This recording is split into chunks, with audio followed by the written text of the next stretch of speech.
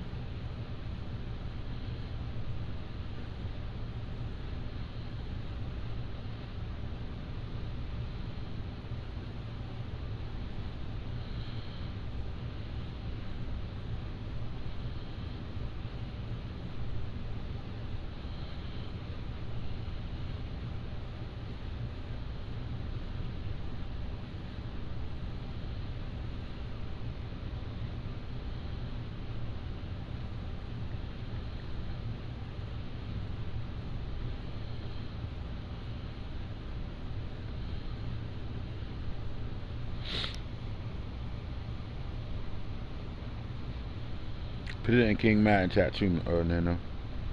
Okay.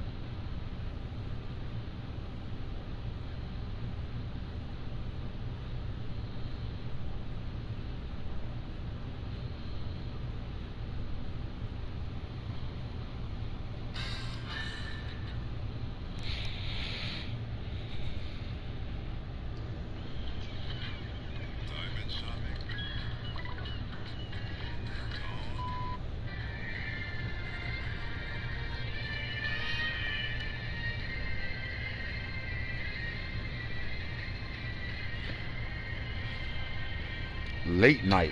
Why is late night? Because that's what we do, man. We get lunchtime specials, breakfast clubs, and we get the late nights. Usually when we do our late nights, we like those so-called voices on. So we would want somebody like a Snake to be on and shit with his late night voice and shit. Motherfucking Quiet Storm and shit.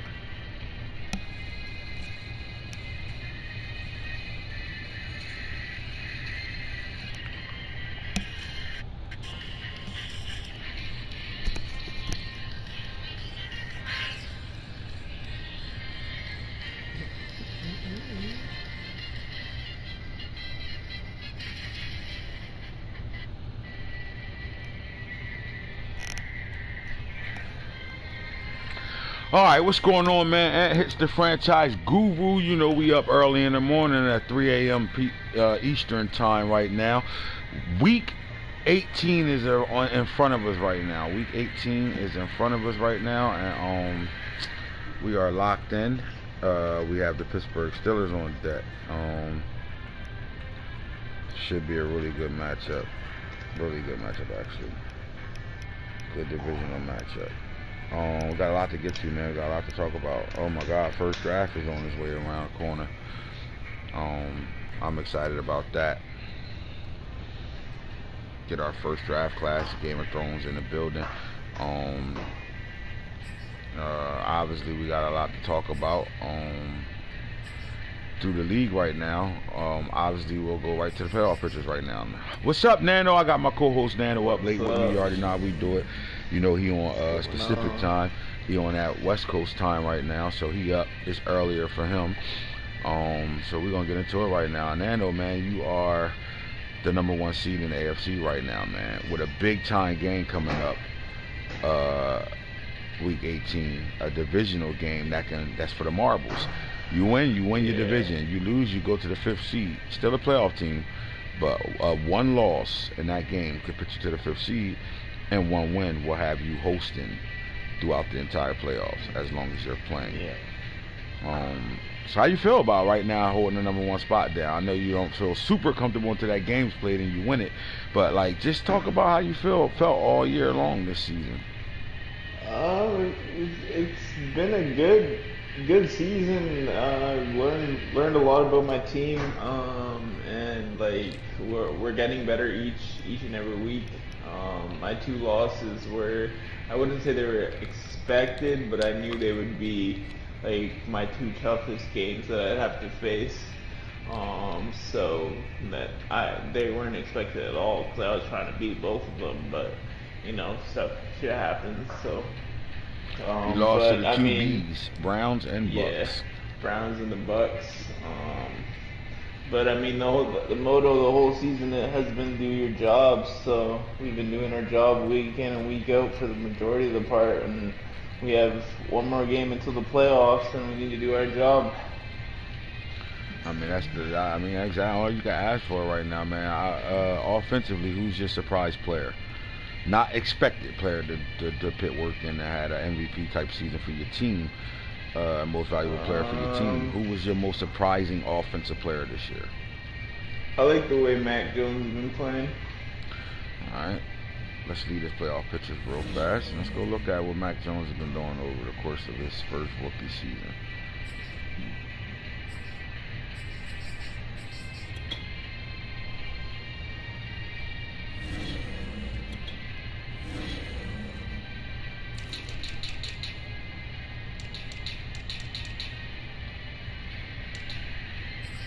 Alright, so let's talk about Mac Jones for a little bit. We'll come off the news. Hey man, if you up late night right now with us, if you up late night with us right now and your name ain't typed in the chat, my boy Juju in here, 49ers in the building. Gee, what's up, fellas? You know he always tuned in, man. Appreciate my boy Juju. What's good though, Juju? Man, late night situations we want to talk about, you know, where we gray head into these playoffs right now, man. So right now you are on a playoff tree right now. You beat the Rams and you continue to stay in the playoffs. Lose to the Rams, however, things can happen. So anyway, Nano, so you said your surprise player on your offense this year is Mac Jones? Yeah, Mac Alright, Jones. so Mac Jones got 3,394 passing yards, 21 touchdowns, 12 INTs, 65% average, 212 yards a game, sacked 27 times, expected for a rookie. But 65% though, Mac Jones, man, that's a really good percentage throwing the football right now, man. And only 12 picks for a team that specifically is known for running the football. So what's the surprise? Like why is it? I mean, obviously it's the numbers, but the numbers, and I just feel like at the beginning of the season, like I wasn't really like too comfortable with him, but then as the season went on, like I got more comfortable in throwing the ball, and I kind of got into my playbook a little bit more than a little bit more. So basically, like I was able to like open up the playbook and create some different pass plays, and then here we are. Like he's kind of like, if people like stack the box on me, I'm not scared to like throw the ball now. No doubt, no doubt. So being a surprise player, you know, obviously a rookie, the unexpected happens when you put him on the field. You project him to be good, but this guy exceeded your expectations. Would you say that? Yeah, for sure, definitely. And is that a situation where Mac Jones has earned the starting role going forward?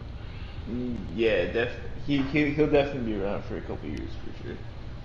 No doubt, no doubt. All right, so I mean, he's very efficient. Got a really good rating. Uh, he got a 113.1 QB rating. 65%. That's pretty solid. Throwing the football. So I mean, Mac is balling right now, man. Mac Jones. Now, when we look at your team and we're looking at surprise players, um, one of your big off-season moves before the season started was bringing J.K. Dobbins in the building. So you actually got two players from the Ravens, which is J.K. Dobbins and wide receiver Miles Boykins. And for your quarterback to be 1,000-yard throw, I mean to throw for 3,000 yards, that means somebody at the receiver end played pretty well for you. Yep, my top receiver right now is Miles Boykin. He has about 1,100 yards, 6 touchdowns. All right, so it looks like Mac Jones. I mean, is he the target? Like, is he the guy that Mac Jones got most comfortable with all year?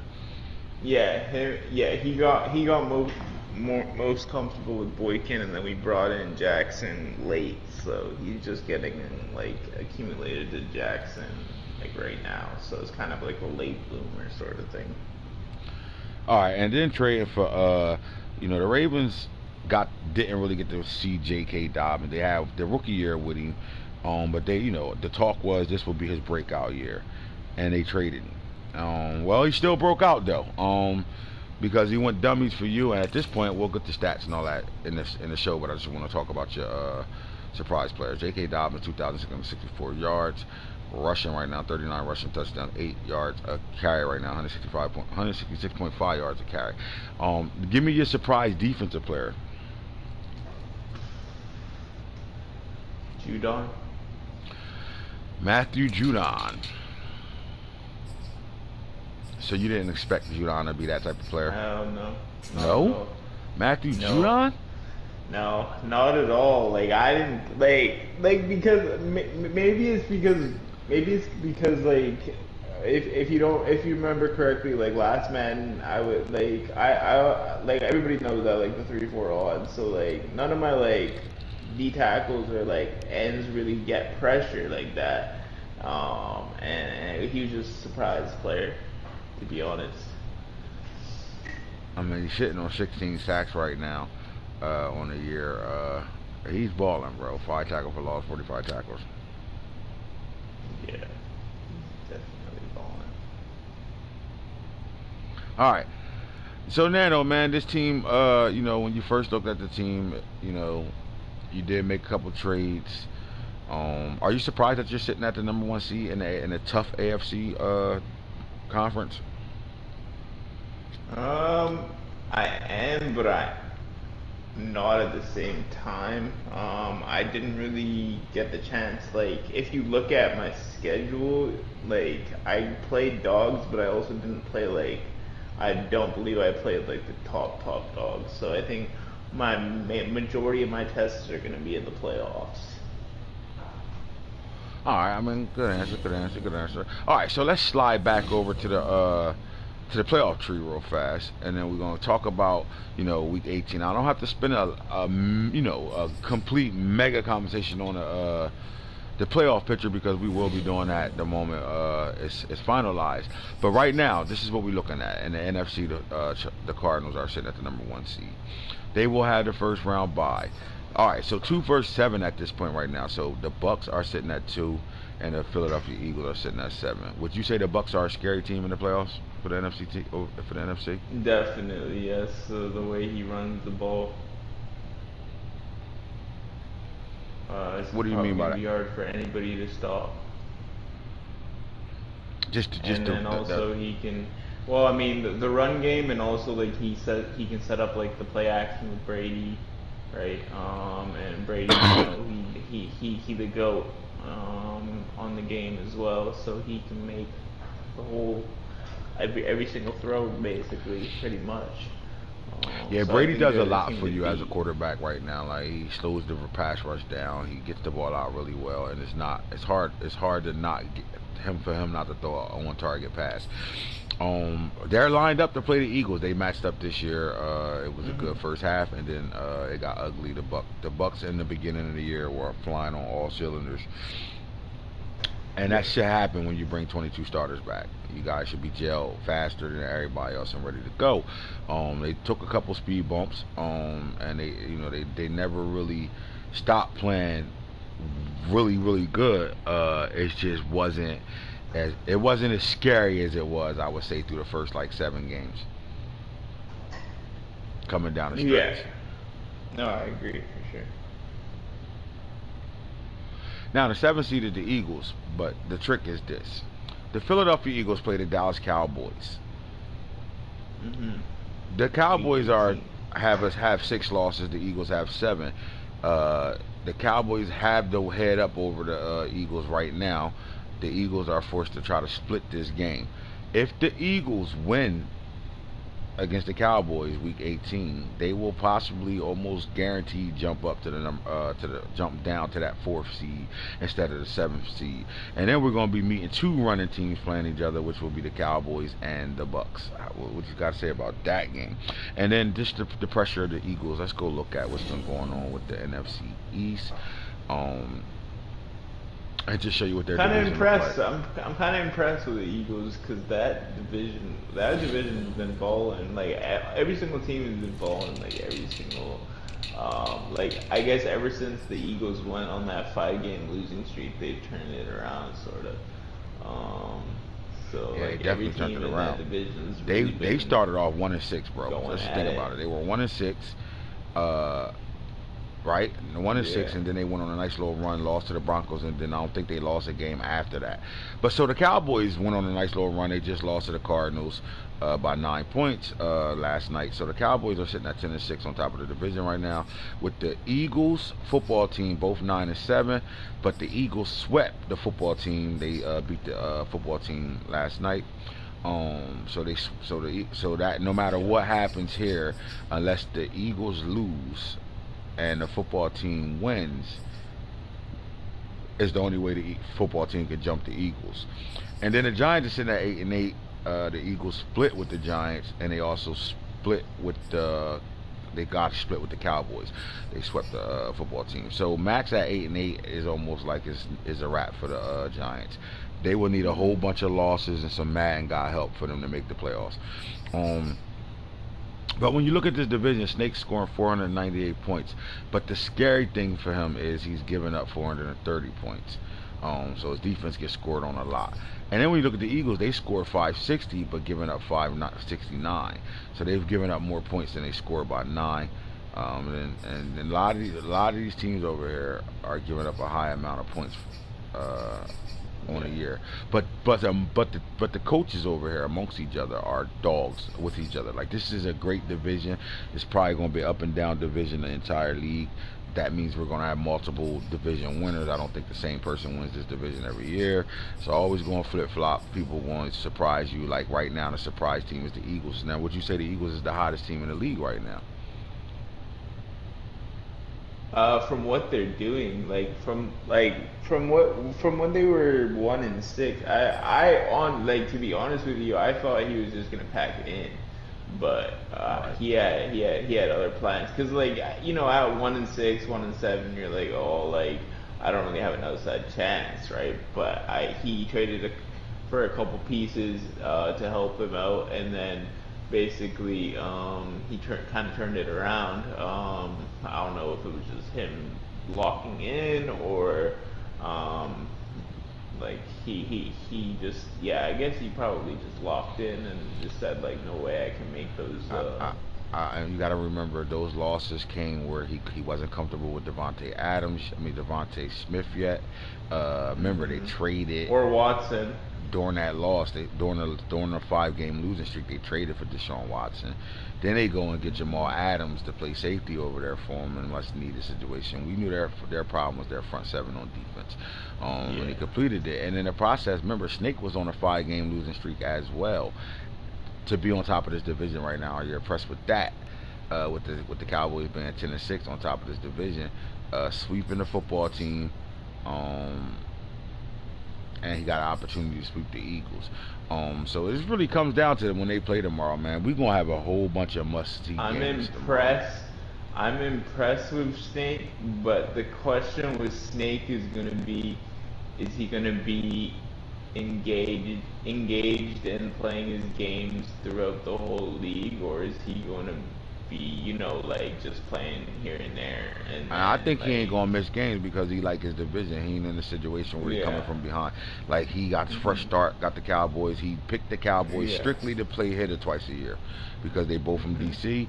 He always want the football team, and Hitter always get him. So that's the rival right there. I think they all built in a rival amongst each other right now as we speak because of what's going on right now in their division. Again, look at the how close everything is. 10-6, 9-7, 9-7, 8-8.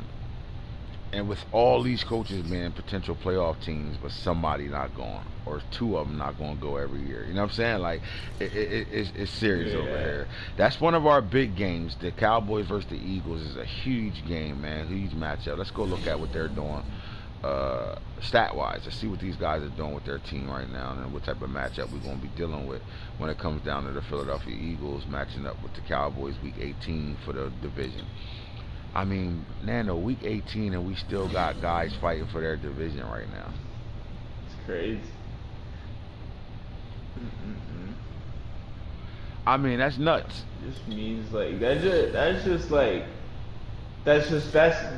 a testament to like all the players that we have in the league that put time and effort into the game, getting better, like spending time with their teams, and they're just grinding it out, and also like the divisions, like all of the divisions, like basically are really even if you actually take a look into them.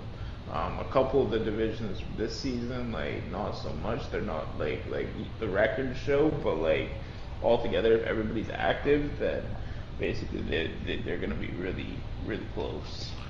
All right, so Dak Prescott to me will be the question mark going forward, not only in the regular season to get to win the division tomorrow, but also to win in the playoffs right now.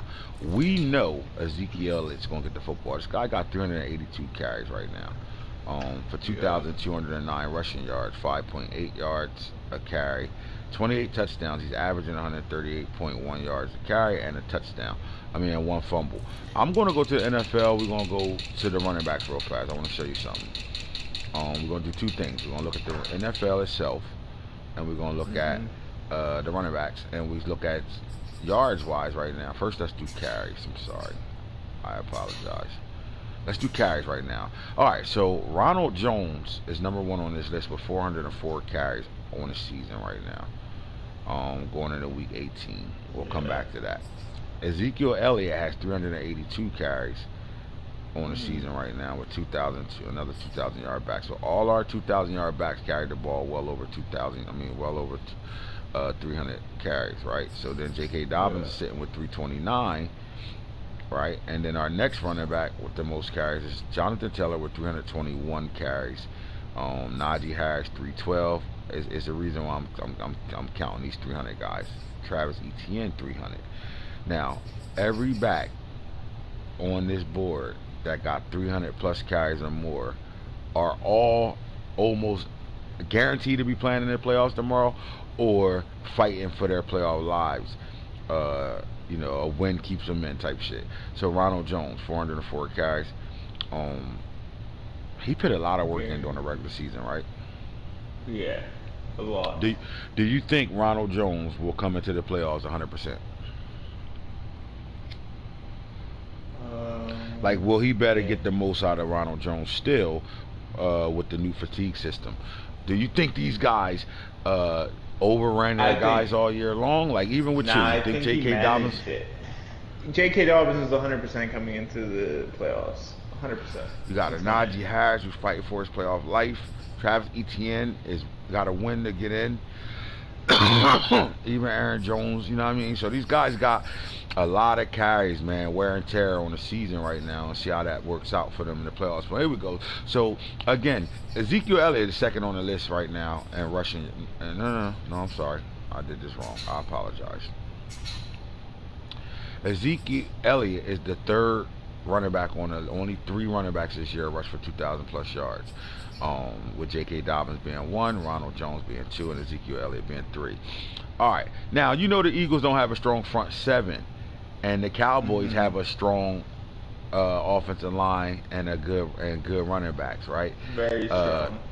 Let's talk about that matchup for a second. Ezekiel Elliott has been a monster all year. He's averaging 6 yards a carry. I mean, he's only fumbled the ball 1 time. He has 49 broke tackles, right? 138.1 yards a game. Talk about that matchup right now. What type of threat or what type of presence does Ezekiel Elliott bring for the Cowboys coming into this matchup against the Eagles for the division? He's gonna give him the ball early and often. He's gonna give him the ball a whole lot. You're gonna have to stop the run, and then if the Eagles contain the run, you're not gonna be able to stop it completely. Maybe you will, but if he can contain the Cowboys and get them to like 3rd and longs, he's gonna be in a good situation. I feel. I think for the Eagles to be successful, they don't have to shut the run down, but they got to take that 6 yards a carry and turn it to about 3.5 to 4 yards a carry. Yeah. If they could do that, then they did their job. If I don't he care can get him into like 3rd and 6, 3rd and 7, like majority of the game, I think he's in a good situation. Yeah, the Eagles got to make the Cowboys throw the football. And on the flip side of that, the Cowboys got to show they can throw the football as well for them to win playoff games, period. Simple as that, right? And you go look at the receivers right now, man. You got Cowboys, go right back to the Cowboys again. I don't care about the league right now. We'll come back to those. We care about the Cowboys right now. All right, so Amari Cooper got 49 catches. He is a 1,000-yard receiver on the season right now. CD Lamb. Just know they got dogs at receiver over here. They got 3 first, number 1 receivers on their team right now. And then they picked up Bradley Moore, the tight end off a practice squad waiver, 19 catches. Ezekiel catches the ball well out the backfield with 28 catches as well right now. But we do like the Eagles secondary, right? We know we do. They got Marcus Peters over there, Darius Slay, Jamal Adams. They got a good secondary over there right now. And I think that's the strength, pretty much strength for their defense right now. How do you like these matchups, though? The 2 top corners, them top tier corners, in Darius Slay, who's a shutdown superstar, and Marcus Peters, we know who he is, versus the Amari Cooper and CD Lamb. It's gonna be. I still feel like if the Eagles make the Cowboys pass the ball, I think he'll be in a situation. All right. Now, I do think Dak Prescott will be the X factor of this game. If he can hold Ezekiel Elliott to 4 yards a carry. If Ezekiel Elliott is averaging 6 yards a carry, he's going to run his way into a win. But then you look at Dak Prescott, 3,223 yards. He threw 29 picks on the season, 24 touchdowns. He's not throwing the ball at a high level at all. For him to be a superstar quarterback, he's just, and it's their offense now. They seem like everybody adopted your offense, which is run, and pass when you have to, not when you want to. I mean, all right. So being the originator of that, how you feel when you got a whole bunch of teams doing exactly that right now? They ain't me. Football's a copycat sport, so they're gonna try everything. But I just don't feel like Dak Prescott. I don't know if he's not comfortable with Dak Prescott, but these numbers are they're okay. They're not good. I feel like he should be the touchdown to interception ratio needs to get better. Yeah, I mean, you can't have a superstar veteran quarterback 29 touchdowns, 24 touchdowns, 29 picks on a year right now. He's throwing more interceptions than touchdowns, and he's been sacked 20 times. All right, so let's go look at the Eagles team right now, man. When you look at the cast, and Deshaun Watson started to turn it around a little. You get traded, you go to a new team in the middle, early in the season, week 5, shit like that. It's gonna take you a couple of games to get acquainted with your team, get the playbook down, get yourself comfortable to where you playing comfortable football, where you know who your receivers are, and you understand, they're going to be where you want them to be. You know the system now, and I think he got hot late, right? Early on, it was terrible over there. That's why you see 36 interceptions right now. and 33 touchdowns. But he's another quarterback that has more interceptions than touchdowns. But I do like his percentage, 68% right now, 280. So he throw the ball more than the Cowboys do, period. But do we like Deshaun Watson going up against that young secondary for the Cowboys? Oh yeah, I like Watson. I mean, anytime you get a, Deshaun Watson, X factor quarterback, but then when you, it's a different run game over here for the Philadelphia Eagles than it is for the Cowboys. Just to show firsthand, first and foremost, you're not going to find two teams in this league that got this many players with some type of carries. One, two, three, four, five, six. I mean, tight ends are getting handoffs over here. Jesus. All right. But they got a three-headed monster over here. They got the three horsemen over here with Miles Sanders, Kenny Gainwell, and then the big back, the power back, Trey Ragas, right? So he, again, another practice squad guy that he got signed off the waiver like mid-season when they was on their losing streak, and then got him off practice squad, traded for Deshaun Watson, and he started to see some things change over here. Miles Sanders got 182 carries for 1,000 yards, 6 yards to carry, 9 rushing touchdowns.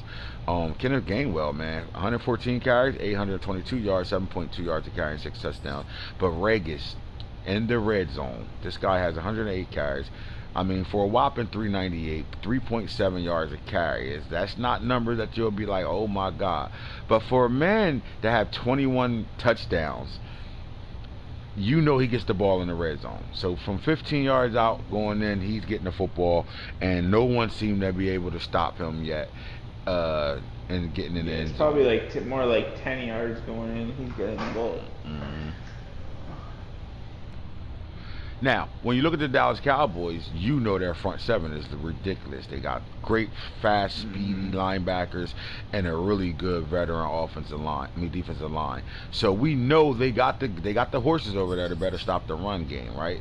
But the way the Eagles use their run game with Miles, all three of them and stuff, they just all do different things when they're running the football right now, man. So what do you like better? Do you like Ezekiel Elliott run game versus the Eagles, or do you like the three-headed monsters over here, Eagles versus that Cowboys front seven? I like Zeke just because I don't think that front seven of the Eagles is gonna completely ready, and they don't really have they're not really built yet. But I also I feel like if the Eagles can get some sort of run game and pass and make the throws that matter count, then I feel like he'll be successful in this game, because that front seven of the Cowboys is absolutely trifling. It's going to be hard for him to consistently run the ball the whole game, I think. Yeah, they got a really good front seven. Not only are they good, they're fast, bro. So, all right, so Devonta Smith became, he started off slow to his career, Mr. Heisman himself.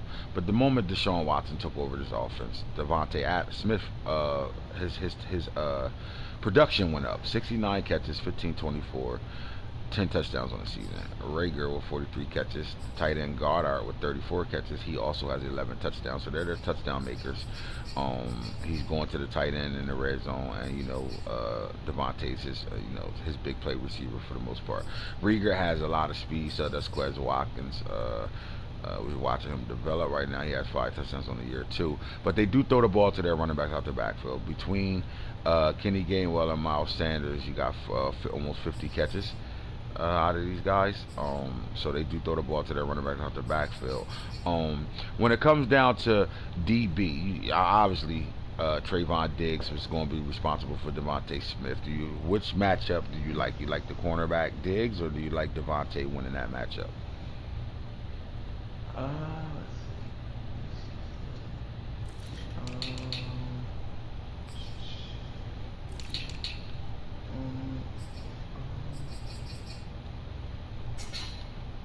see.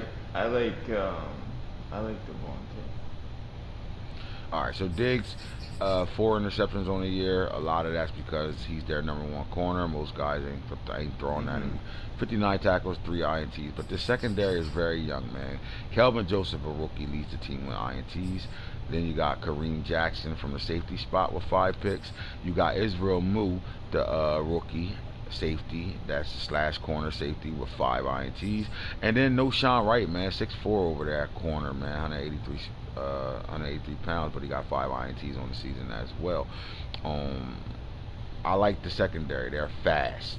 And the one thing they are is fast, so they will better keep up with guys. I don't know how to, how much of a deep ball presence is going to be an effect in this game, but when you look at, the Cowboys, they can run with anybody, but their corners are very young, and outside of Trayvon Diggs, the awareness is not there. So if the Eagles get into good route runnings, and which Devonta Smith is probably the best receiver rookie in the league with that type of with the route running. I'm not talking about running by everybody with speed like Jalen Waddle. Outside of Rashad Bateman, I think he runs better Chris routes than anybody, right? That's what he was known for. Small frame, but really, really great at running routes. Him and Jamar Chase. So I like that. What happens when you're not sending any more bombs or things where those corners can use their speed? What happened when they gotta plant their feet and make adjustments or read a play when they doing in breaks, out breaks? You know what I'm saying? Drag, shit like that, crossing routes, things that route running happens on when they running those route running routes. Man, I think Devontae can win against any of these corners over here, even Trayvon Diggs. But I think the play calling is going to determine how well Devontae plays. They're going to get him the football now. He's a big part of their offense and their success going down the stretch right now. Who you got winning this game, Cowboys or the Eagles? I'm gonna take. I'm gonna take the Eagles. I'm going with the Eagles too. I think they hot down the stretch. I don't think they're going to lose this game at all. I think they on fire right now. I think they're one of the hotter teams in the league right now. So we go to schedule real fast, and we'll talk about the matchups. That's crazy. In week 18 right now, man. So we talked about the Cowboys versus the Eagles. Now the Packers versus the Lions is only important in one way. Do the Lions want the #1 pick? I don't know if they win. They will only have 2 wins, I think. So I don't think they can. Check their record for me. Let me know what their record is. The Lions. I know they have the #1 draft see. pick in the league right now. So do the Lions are they packed it in, or do they want to play spoiler for upgrades? Because if they win, they can knock the Packers out the playoffs. They're 2-14. 2-4. What's the next? Go to NFL and click on the worst loss record to win, not win loss. Click on that and tell me the top 3 teams. He has the number 3 overall right now. Saints, Bengals, Lions. Saints, Bengals, Lions. Yeah. All right. So again, I would think that they probably don't want to win this ball game. So I think the Packers will be, Aaron Rodgers will be in the playoffs for the 2nd straight year. I don't see it, but if he does play this game and he's looking for not only beating a playoff team but knocking the playoff team out of the playoffs and getting upgrades, will be the thing, and that's what makes week 18 interesting over here with us, because the teams that are usually tanking are looking for a play. I only allow the tanking in the first year.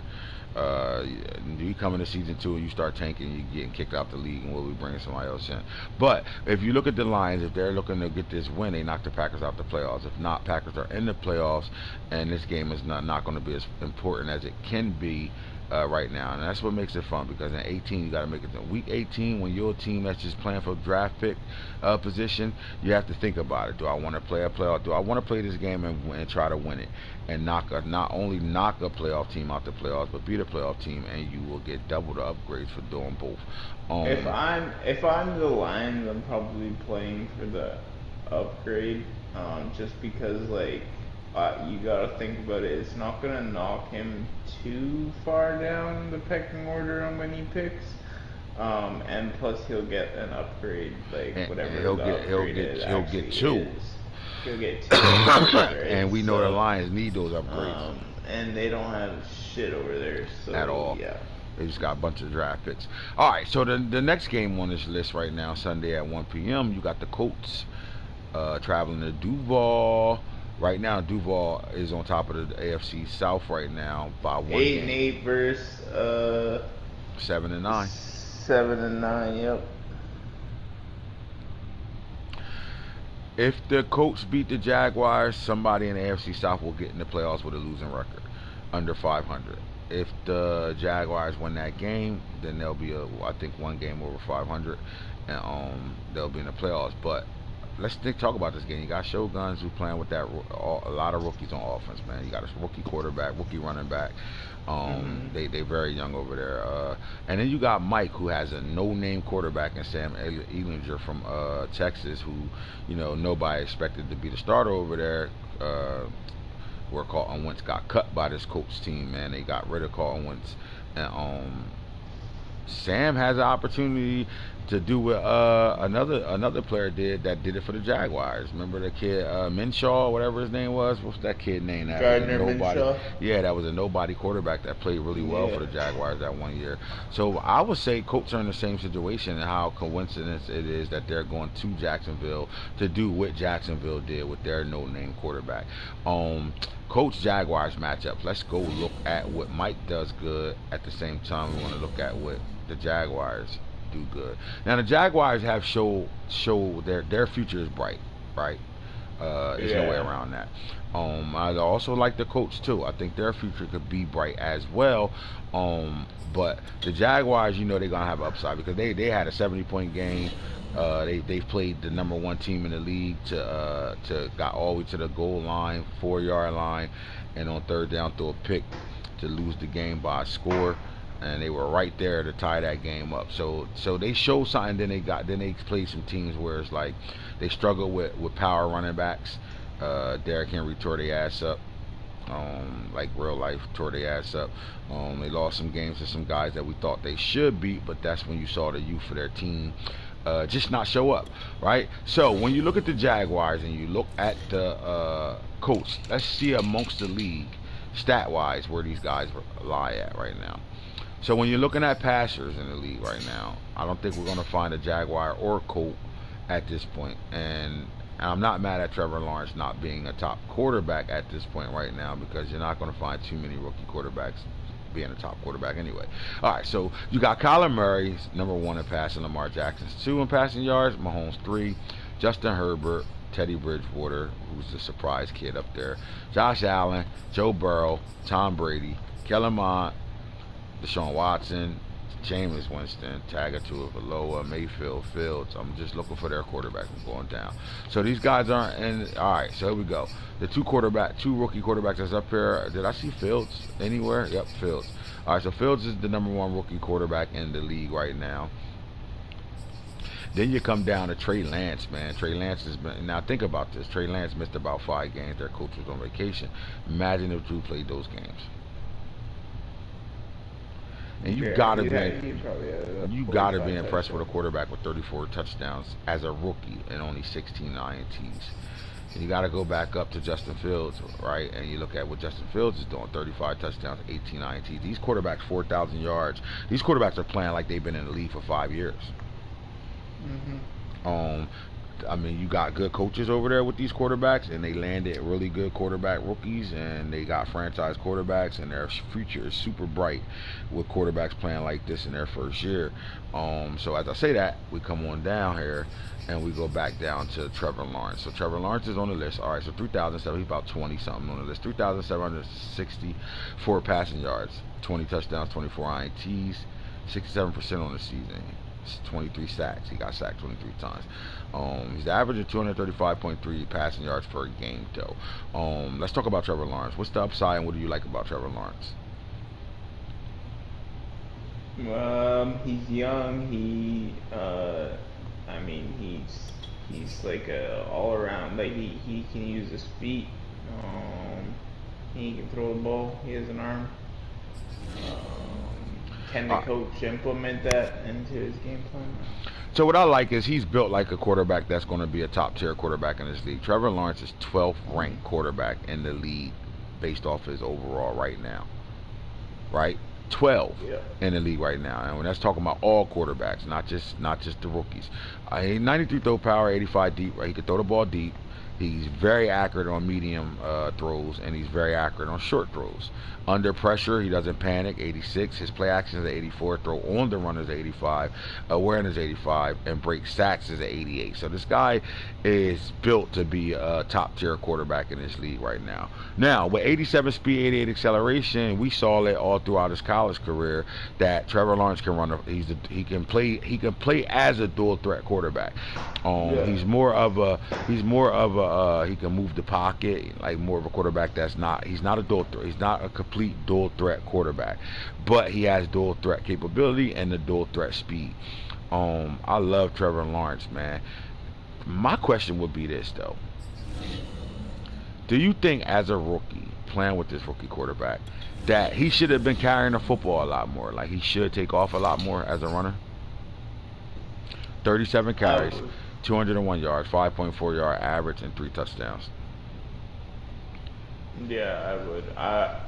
I would. I think he should implement him into the game, the run game. Most rookie quarterbacks, their first read or two not there, they taking off, right? Trevor is sitting in that pocket, but he's showing us at 5.4 yards a carry that he can get low when he run the ball, right? When we get back to his passing numbers again, I like Trevor. All right, so idea, sense of pressure, and tight spiral are nice traits to have. Definitely. All right, so Trevor Lawrence, superstar already. You know what I'm saying? One of 3 quarterbacks, rookies that has superstar traits already. Now, what do you like about Trevor Lawrence going up against the Colts and Coach Irish Tillman? I feel like if he uses, if he like, I feel like he's gonna make the throws that are needed, and I think that I don't think that the Colts are ready to win to get in the playoffs. Like, I don't know if they trust I feel like if the Colts want to win this game, they have to give like 30 plus carries to their running back. Other than that, I think it's gonna be a long day. And it's going to be a long day because we do know the Jaguars have a fast front seven too. Their linebacker core is pretty fast. They got some stompers back there that hit too, especially with Mosley back there. Dylan. But Sam Ehlinger has 2,119 passing yards, 15 touchdowns, 27 INTs, 57%. And it's just, you're right. They really don't have good play at the quarterback position at all. And I think that's going to be his downfall playing the Jaguars. I think if the Jaguars can force him into having to throw the football with Sam, I think they put themselves in a good situation, because if you really look at the Jaguars from top to bottom, they have a really good football team put together. They're just very young. Yeah, like Travis Etienne is a beast. I mean, I like their secondary. They got young corners, and then they got the veteran over there that came from Seattle. They got some good linebackers, and Miles Jack is, one of the top linebackers that get interceptions in the passing game. So when you look at it, so now let's take a look at carries. All right, we go back to carries again. You know what? Fuck the carries. Let's talk about yards, and let's find out what Travis Etienne is. So we got 1, 2, 3, 4, 5, 6, 7, 8, 9, 10. He's number 10 in the league in rushing yards. Okay, you see that, right? Yep. Number 10 in the league in rushing yards. And if he's number 10, and 9, 8, 7, 6 is Jonathan Taylor. But Jonathan Taylor is the real workhorse over there. And obviously, when your quarterback is really dog shit, you got to run the ball. And we know the Colts got a really good offensive line, and that's where I think they can give the Jaguars a problem at, because they can run the ball, and they will give their running back 20 plus carries. He's 17-34 in a year, 19 rushing touchdowns. He's averaging 108.4 yards a carry right now. So let's talk about Jonathan Taylor with that speed. Travis Etienne is a fast running back as well, but Jonathan Taylor is 5'10", 226 pounds, so he can run in between the tackles and break tackles, as well as he's getting it done in the run game right now. Obviously, for the Colts to have any success in this game to win it, offensively they're going to have to be able to run the ball at a high level. And then they can't turn the ball over when they do got to pass the ball. They cannot let Ehlinger play at a 57 completion percentage. There's just no way that can happen. But I do think that if the Colts want to get into these playoffs, they better use that offensive line, and they better allow those horses to block for Jonathan Teller. This man's up late, laughing out loud. You already know, man. Non-stop. All right, so Jonathan Teller. Now, so talk to me, man. What running back has the better game? Jonathan Teller with the really good offensive line, or Travis Etienne with a subpar line? Their line not good yet in Jacksonville. If Jonathan Taylor, if he gets the ball, I think that he can do some damage. Yeah, I feel it. I'm gonna go with Taylor. All right, so let's go look at their receivers real fast. Now we'll go to their team instead of the NFL, and we'll start with the Colts first. And let's just see what they're doing in the passing game right now. T.Y. Hilton, 34 catches. Kylan Grandson, man. Grandson got 35. You got Zach Pascal, 13 catches. Jonathan Teller out the backfield, 30 catches. So obviously, this team works through Jonathan Teller. He's third on the team in catches and receptions, and he's their #1 ball carrier. We don't really have a high volume touchdowns out of these receivers at all. 3, 2, 4, 1, and 3. Newsome over there. They do got some good receivers over here. They just not using them right. Like, I don't understand how Michael Pittman can be down here with only 9 catches on the year. And then you have the speedster in Paris Campbell, who should be stretching the field. He's only averaging 13 yards a catch right now. Daz Newsome, who's a great slot receiver, with 16 catches. So, like, I don't know how he's playing these guys, but when you look at the production of receptions and yards, doesn't seem like the guys that should be getting the football are getting the football right now in the passing game. So we don't like the passing game for the Colts at all. But then when you get over to the Jacksonville Jaguars and look at their passing game, DJ Chark is almost to 1,000 yards. He's 100 yards away. Do you think he can get it in this game? Yeah, yeah, he can. All right, so practice squad waiver, Kenny Yebo from Ole Miss, the tight end, comes in, and this guy hasn't played 6 games and already got 45 catches for 588, 3 touchdowns. He becomes their second best receiver over there, or second best threat over there. Laughing out, watch it. What you offering? Let me get most start. You got this. All right, so Will Fuller, they traded for Will Fuller from the Dolphins, and they got themselves a speedy receiver. So now you got 2 guys that's flying in DJ Chark and Will Fuller. Marvin Jones, the veteran over here, with 34 catches. I will say this: they went and got Sammy Watkins from the Ravens early on, 46 catches. And then Travis Etienne out the backfield with 38 catches. And their other tight end, Jacob Hollister, has 23 catches. What I will say is the Jacksonville Jaguars and Trevor Lawrence are throwing the ball to a whole bunch of receivers over there. These guys are getting the ball, and they're getting it. You got 1, 2, 3, 4, 5, 6, 7 receivers that catch the football for these Jacksonville Jaguars that have 20 or more receptions. That's huge, bro. That's using your offense, and that's using your weapons, and that's getting guys involved right now. Now, DJ Chark has 6 touchdowns. That put him at the bottom percentage of guys scoring touchdowns with receivers. So they don't have a real big end zone threat, which you would think DJ Chark would be that guy at 6'4". So I don't know who's the guy that score points for these guys from that receiver position. But what we do know is Travis Etienne has 24 rushing touchdowns on the year. And he has a whole lot of carries with 300. So do you think we're going to be watching another run game with these 2 guys fighting for their playoff lives? Yeah, I think it's going to be a run heavy game for sure. I just looked at the Colts to see if Paris Campbell was even in the lineup, because I was kind of curious, and he's like 6th in the depth chart, so I'm not sure he's using him at all. Yeah, I mean, I wish I'd have known that. I'd have been trying to come get him. These players, guys, gotta come. I don't understand how guys do not spend enough time looking at shit. Because this is a guy you go snatch up for him for sure. Like fast. All right, so let's look at the defense over. Miles Jack is an animal, 117 tackles on the year right now. So when I look at the who got the most tackles in the league, and we go to the NFL, and we look at just tackles as a whole, and remember, I do not count computer guys at all. So Kenneth Murray, their coach is on tank. They got, he got fired in the season. They don't have a coach over there.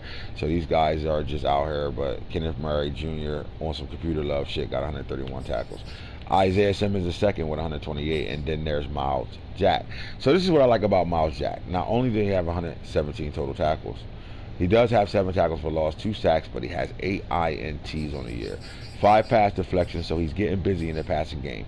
Anytime you got a linebacker with 5 deflections, that means he can, it's not a lot, but he can get into it, right? Now, as far as fumbles, he has no fumbles, so he ain't thumping guys. But we always knew Miles Jack as a speed linebacker. This guy is a speed guy, a cover guy. He's doing exactly that. Let's see if he got in the end zone at all. He does have 1 return touchdown. All right, so I love Miles Jack at the linebacker level. Now, the coach traded their linebacker two advances ago with Darius Leonard, but they brought in J.O.K., the African. He's a Notre Dame guy, so he goes and gets his Notre Dame kid, who's actually on a superstar now. Went up already. As soon as he traded for him, the guy had a breakout message, and he got it, right? So now Miles Jack, we're looking at, go back to the Jaguars defense.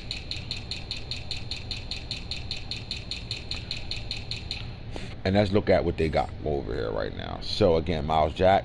Now, C.J. Henderson is only in his 2nd year. I know he plays for the Panthers now. And they traded him because Urban Meyer over there skits and he don't know what he's doing with this team. But, we started it before this trade happened. And I didn't do honor the trade things when it comes down to players, during the season.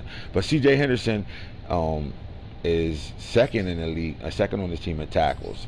Then they got safety Andre Cisco, and then another corner, Shaquille Griffin, the veteran, with 81 tackles. Do you find that a positive or a negative that they got their 2 starting corners are in their top 5 in tackles? Is that a good or a bad thing, Nano? I would think that it would be a bad thing. And why is that? In your opinion? Taking risks. And the running back on the other team is getting to the second level a lot. I say when I see corners with high volume tackles like this, what I see is they're playing a lot of teams that run the ball. So let's look at their division. Mm-hmm. You have Derrick Henry in your division. You have Travis Etienne in your division. Right? So that's 2 running backs just in your division. We're not even talking about the AFC as a whole or the entire league as a whole. Where you're seeing a whole bunch of more running than you do really passing right now. I don't think that's a bad thing. I think their corners are showing that they can tackle. But when corners got high value tackles, it's not because they coming down to stop outside runs. It's because guys are catching the ball in front of them. Mm-hmm. And they're making a lot of tackles. So it can go twofold. Now, do you find it a problem that their number 1 guy when it comes down to INTs are Miles Jack? I'm not mad at that. The middleman's getting INTs. Nah. At all, right? But Shaquille Griffin, the veteran corner, has 5 picks. They have Andre Cisco, the rookie safety, with 4. They have another safety with 3, and then their corners, C.J. Henderson, with 2. Now let me ask you this. When you look at it, they got 1, 2, 3, 4, 5, 6, 7, 8, 9, 10 guys on this roster with an interception. Would you say this team get turnovers? Or they get a lot of interceptions? With 10 guys? They get a lot of interceptions for sure. I would also say that C.J. Henderson only has 2, but is he getting tested? All right, so that's a good question. So we go to C.J. Henderson and we look at his 2 INTs, and then we look on the year, 4 pass deflections. He got 8 passes called on him. Now, that all comes down to the numbers. If you only got 2 interceptions and only 4 deflections, you're not getting tried that much. Yeah. So maybe that's what it is. But would you say if you plan the Jacksonville Jaguars, are you not throwing at Shaquille Griffin or you're not throwing at C.J. Henderson? Which one are you not going to throw at? not throwing at Shaquille.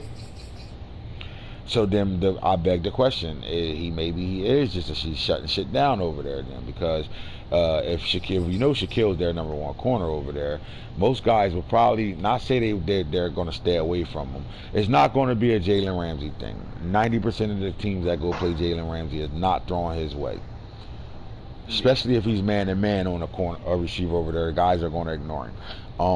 Now anybody can throw to anybody sitting in zone, right? All right, so I'll come back to this and say I like the secondary over here, but then my next question is, Miles Jack got 117 tackles. Veteran Reuben Foster has 81 tackles. Now, let's see how many tackles do they get behind the line of scrimmage. Remember, because JT, Jonathan Taylor, is going to run the ball 20 to 30 times in this game. We know that he's averaging about almost 30 carries a game as it is right now, somewhere between 20 and 25. All right, so Josh Allen has the defensive end over here in his second year. He has 9 tackles for losses. Reuben Foster, the veteran middle linebacker, and he's only in year 4. He has 8 tackles for losses. Miles Jack has 7. Dylan has 5. There's not another player on this team with a stat for a tackle for loss. Oh, I'm sorry. I'm looking at sacks. I'm sorry. My bad. Damian Wilson has 5. Then you get to the safeties, corners, and start looking like where are their D linemen at, really? Like outside of Josh Allen, you don't really see no D linemen up here. But he does have 12. Now, when you get to the quarterback, he has 12 sacks. That's what I meant to say, 12 sacks. All right, so when you get to the quarterback, 12 sacks. Now, Oliver Vernon, the veteran, 9-year veteran, got 8. Dylan Moses coming off the edge with 5, Reuben Foster with 4, and then so on. I think this team just plays keep everything in front of them defense, because I'm not really looking at big numbers right now. Bend don't break defense, right? You're not looking at big numbers. Although Josh Allen leads the team with 9 tackles, 9 tackles for losses, 12 sacks. You really see a bend but don't break defense over here. So we go look at the coach. What's going on, Booney? Yo, Booney. So we go look at the coach. Now let's look at their guys when it comes down to tackles right now. All right, so they bring the African over. Do we count the African's 97 tackles when he played middle linebacker for Boone for about the majority of the season? Or does it not matter? He's still on this team right now, and he came over with 97 tackles, right? So he's part of that tackle machine, right? So 97 tackles. Bobby Rookie got 83. You got cornerback Chris Wilcox from the practice squad waiver, 77 tackles. Julian Blackman, who's played himself into an ability, 71 tackles. Another safety, Kyrie Willis, with 67 tackles. And you start to get down to the 55s and the corners and all that. Now, tackle for loss guys over here, they have 9 with the African, JOK. DeForest Buckner from the D tackle spot is playing lights out for the Colts right now. This guy got 8 tackles for loss and 13 sacks from D tackle. Kwity Paye, how do you feel about Kwity Paye? He was one of the top defensive ends in the draft with 7 tackles for loss, 4 sacks, but he does have an interception. Do you think he's having a good season? Hey, it's not bad. It's pretty good for a rookie. I would say, for a top tier rookie like this though, but I like the interception, but I would think that he should be able to get those sacks up a little bit more. But again, we're another bend but don't break defense right now. Now, as far as the INTs right now, I will tell you this. Don't ask me how, but Kenny Moore II is balling for this team.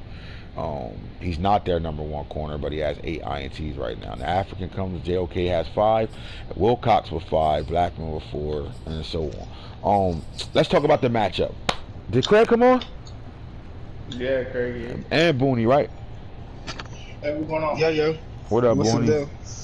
All right. So we're talking about playoff matchups. Matchups week 18 for the division. Jaguars, Shoguns, Colts, Mike.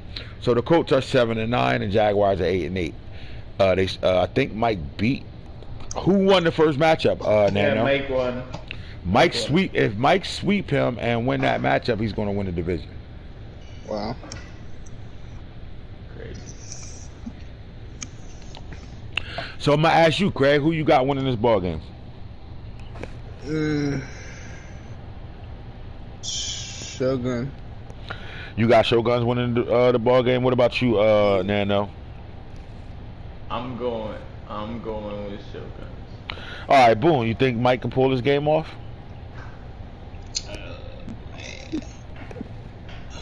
Man, I don't know, man. Mike, the same old Mike. Well, it don't seem like the same old Mike, man. So shit, I think Mike probably could do it then. So he beat him the first time. Right. I think he got a shot to win the ball game, but then I can't go against who I said was going to win the division anyway, which was Shoguns. I did say Mike would be a sneaky team, and I really think he can, but I'm going to go with my first pick, and that was Shoguns.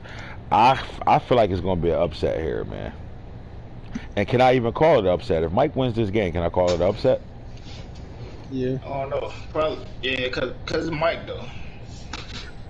He just can't help himself, bro. Oh my god. He the fucking worst. Because it's Mike, though. Alright, so that's that matchup. We talked about the Eagles and the Cowboys matchup. Let's go to the schedule right now. And we already talked about that matchup when we first came on. Now, let's go to the next matchup. That's going to be, you know, a crazy matchup.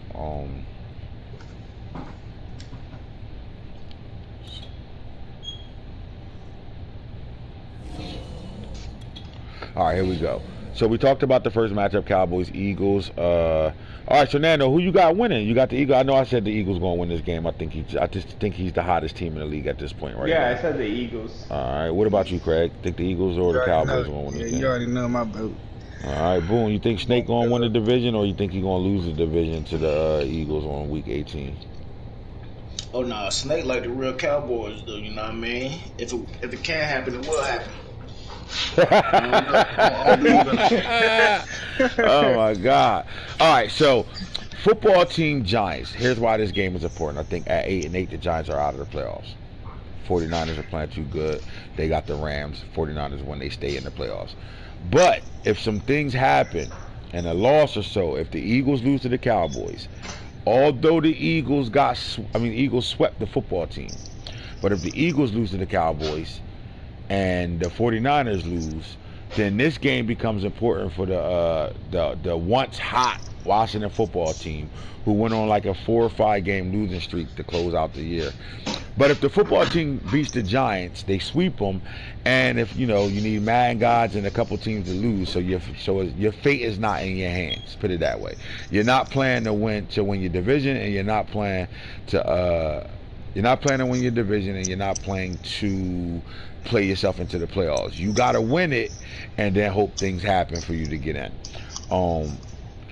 Let's talk about the football team and their little demise here, man. Like we were considering them the hot team in the league. Like this team was playing at a very high level, marking off win after win after win and beating some big name teams in this league in the process of it.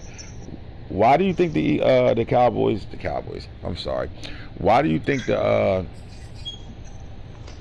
Washington football team went on a late skid where they just start shitting the bed? I'll ask that to you, Craig. Can I be honest? Yes, honest. As honest as possible. I mean, they did better than I thought they was going to do, honestly. So you think they overachieved? I personally didn't think they would even be in this race, to be honest with you. But I am saying I'm impressed with what he did. Why didn't you think they would be in the race? They don't have a roster? No, I wouldn't even say the roster. The coach? Just I mean, you could say that. I mean, the coach that I played, and imagine he beat me this year. He just turned the ball over, and so far his defense isn't as great. I mean, it's still good as to save him with games, in my opinion. But you said his defense saves him? No, just like in other leagues and other teams that I played him against, his defense has saved him sometimes when he turned the ball over so much. Right. But it's like if he has a 1 to 2 turnover game, he has a good chance to win the game. But I don't know what it is about the coach. It's like it's hard to explain. It's like calling the right play at the right time is something that I sometimes see with him.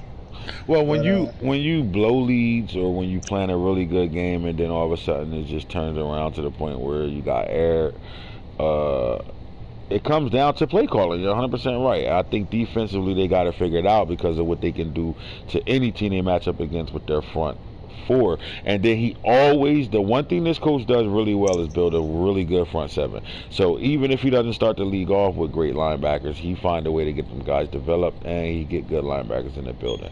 So the football team has a really good front seven on defense, right? They got some question marks in the secondary, but they got speed in that secondary all over the place, especially at the safety position. They got two guys flying where you shouldn't really better run over top of them or get over top of them at all, right? But then when you look at offense, it was like the first thing you look at that team is you look at who's the leader from the quarterback position. Heineke ended up playing well for him to the point where he didn't stress out to go trade for a quarterback. Or I don't even think he's even worrying about getting one in the first draft. I think he's satisfied with what Heineke did.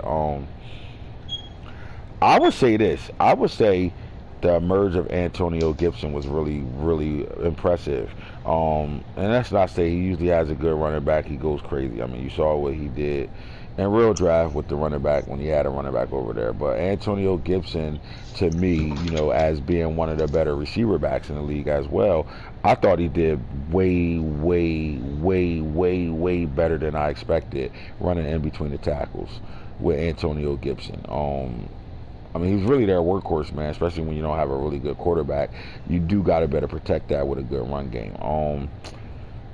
I thought they were who they were supposed to be on defense because their front seven, they got two of the top sack leaders in the league right now with Montez Sweat and Chase Young. And again, they got three of the strongest D tackles on the game right now, sitting there, chilling, right? They got some speed at linebacker. They really did some things in free agency, practice squad, waiver signing, and they also drafted the boy I think it's from Kentucky. He's from the fucking linebacker. That's really good for them. So we know the defense is always going to be built up to par. Now, what was the stretch when he went on like 6-game winning streak? In that stretch, we go to Heineke and we talk about what that guy was doing and was it the quarterback, because we saw the emergence of Curtis Samuels, the wide receiver. So let's go back to you on his game. What was you impressed with him offensively? Because he scored a lot of points to win that game. Even though you turned the ball over 5 times in the red zone, you still scored at a high value. But he scored at a higher value. So what offensively was he doing that made you think like, all right, I mean, he kind of in his bag right now? I guess you could say he was in a way locked in. I feel like I did a lot of shit that I wouldn't do. I kind of discouraged myself in the turnovers that I was making. I was more pissed off instead of locked in. And, you know what I'm saying? And I assumed he was gonna turn the ball over without really making them turn the ball. You know what I'm saying? I feel you on that. He hit me with some like 2 deep posts and on cover 4 plays that like literally just knocked the wind out of my team. Oh, see, when you turn the ball over in a momentum swing, a lot of things happen. Yeah. So was it good play calling or was it taking advantage of your turnovers and momentum? It was taking advantage, and like I said, he did have a couple plays where he definitely caught some good shit up. So, all right, so let's take a look at this football team and let's talk about, because this is one of the teams that 5 weeks ago you couldn't tell me he wasn't going to be in the playoffs. You know what I'm saying? Like 5 weeks ago, he was going to the playoffs, and it was everybody else in that division had to catch up. Because remember, 5 weeks ago, damn near 6 weeks ago, the Eagles was 1-6, and the Cowboys was on a 5-game losing streak. And the Giants were up and down all year, like they were having streaks, but then they couldn't win. They couldn't put together 3 wins in a row, right? So the one consistent team was in their division was the football team. He wasn't just one of the most consistent teams in their division. He was one of the most consistent teams in the league. Was he really consistent though? I'm ready to get into that. That's what I want to get into. I'm gonna go to the schedule real fast. Did you get to play him this year, Boone, or nah? Did I? DC hitter, Nah, I football ain't played team. this year. Did you watch Nah, I any ain't of his played. games this year? I seen a few of them. Yeah, man. And His what did biggest, you? his biggest. Go ahead. I'm listening. His biggest issue, man, to me was he played people close, man. So I think I went and looked yesterday. 8 of his games that he won, 8 of his games, period, through the whole 17 games. I think he won by what, 3 to 7 points. So let's look at week 1. He gave up the first win. 10. I like that. Like, this is where Tupac is back. This is the type of stats and numbers that I get out of my guy when he's back. Now, he gave up first win, which he shouldn't have. He gave up a first win to a guy with his hitter got too much integrity. You gave up a first win to a guy that's tanking, so that kills you right there. That's the reason why you're not in the playoffs right now. How much do we got to come back to week 1 where Corey didn't respond? I mean, Corey might have reached out to him, but he's not even playing right now. He wasn't even trying to play at all. And I'm telling you to take the first win. You'll take the first win. Corey don't give a fuck right now. Nah, bro, you reached out. I ain't reached out. All right, say no more, bro. That loss going to come back to haunt him right now because that was a game that nobody else is losing to the Chargers this year. You feel what I'm coming from, fellas? For sure. All right, so integrity got your ass sitting outside the playoffs because you went on a 5-game losing streak. All right, so let's look at the Giants. He beat the Giants in overtime, 41-35, boom. That's one of your games that was 7 to 8 points or less, right? Yeah. All right, but he did pull that game off. I'm not going to go into stats. We're just going to go into that. Then he comes back and he loses to the Bills 38-10. And when he lost this game to the Bills, after beating Max, in my head, I was like, well, we're going to get the same hitter.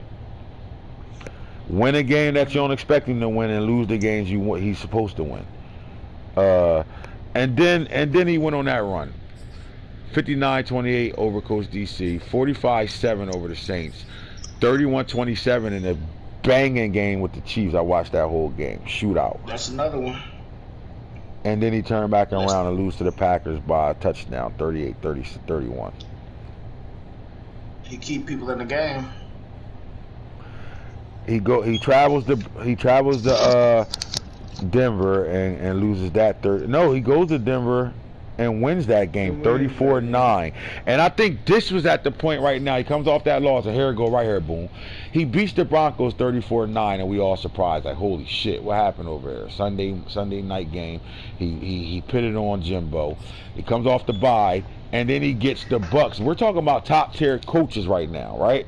Guys that we consider our top 10s right now. So then he gets the Bucks 35-17. So that's back-to-back, him scoring 30 points or more and really kind of shutting the other team down. And again, you know, I watched the Bucks game. 5 turnovers in the red zone, you know what I'm saying? Things like that happen where don't let the score fool you because they got down there every time they got the ball. They just turned the ball over, doing things that's out of their character. Because he could just get it ball to Ronald Jones or Leonard Fournette, and we'd be talking about a different score.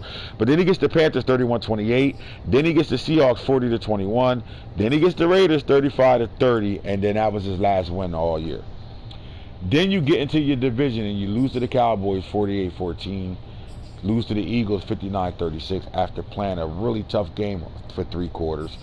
Get the Cowboys again in a controversial game, 38-28, where he was down 28-0, turned his broadcast off, came screaming back, down by 3, and Snake put the accelerator clock on, not knowing, and game over.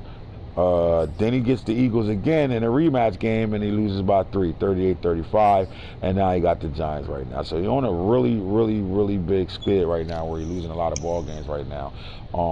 Again, to make the playoffs, he's going to have some help from guys losing, Madden gods, and him beating the Giants. So I think that game is important because it's a watch. Keep an eye on that game. That's what it is. It's not important in the sense of anything else besides keep your eye on it. Because if some other things happen in Week 18, then they got a shot to get back in the playoffs. And if they get in the playoffs, would you consider them to be a scary team? Like, this is my thought. The way they were playing early on, I thought this was going to be a scary team in the playoffs. Now, if they get in the playoffs, would you feel as though they can still be a scary team, or, you know, not at all?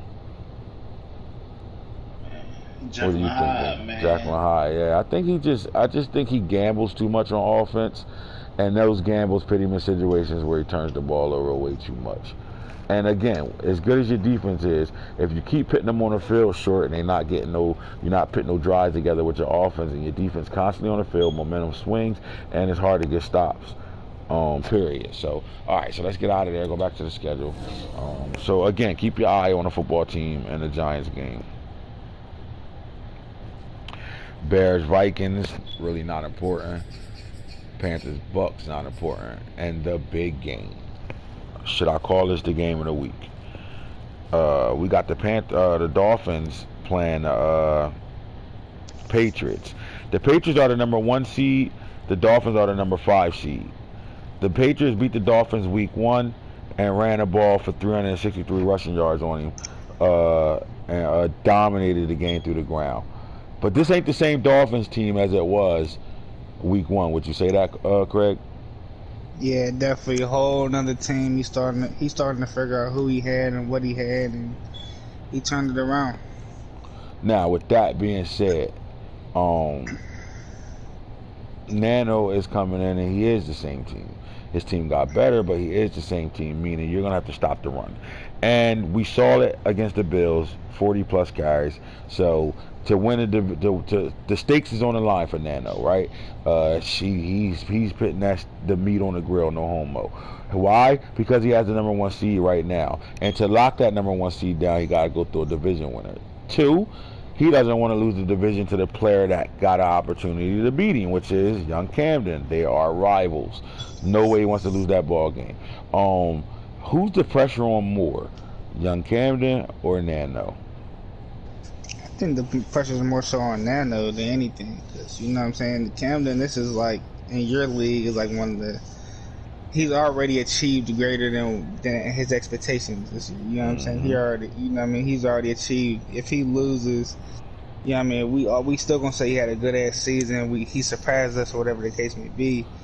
And Nano, he's still in the playoffs no matter what. Yeah, exactly. Nano, in the beginning of the year, we was giving him a pass because he had the Patriots. You know, he had the Bill, but now you first in the AFC. Right? You know what I mean? Now the pressure's on you. You know what I mean? The pressure's more so on him to hold it down and, you know what I mean, back up the smack talk.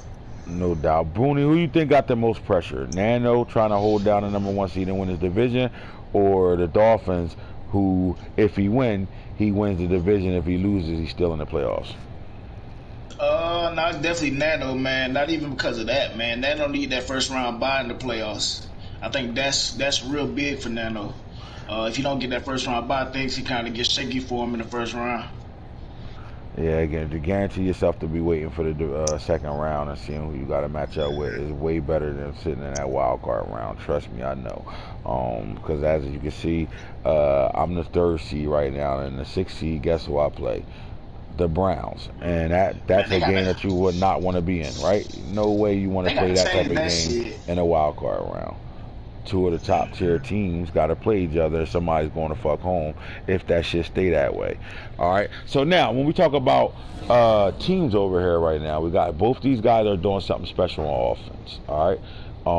So I'll leave the schedule screen and I'm going to go to stats real fast. And I'm going to go NFL stats first before I go to their individual teams.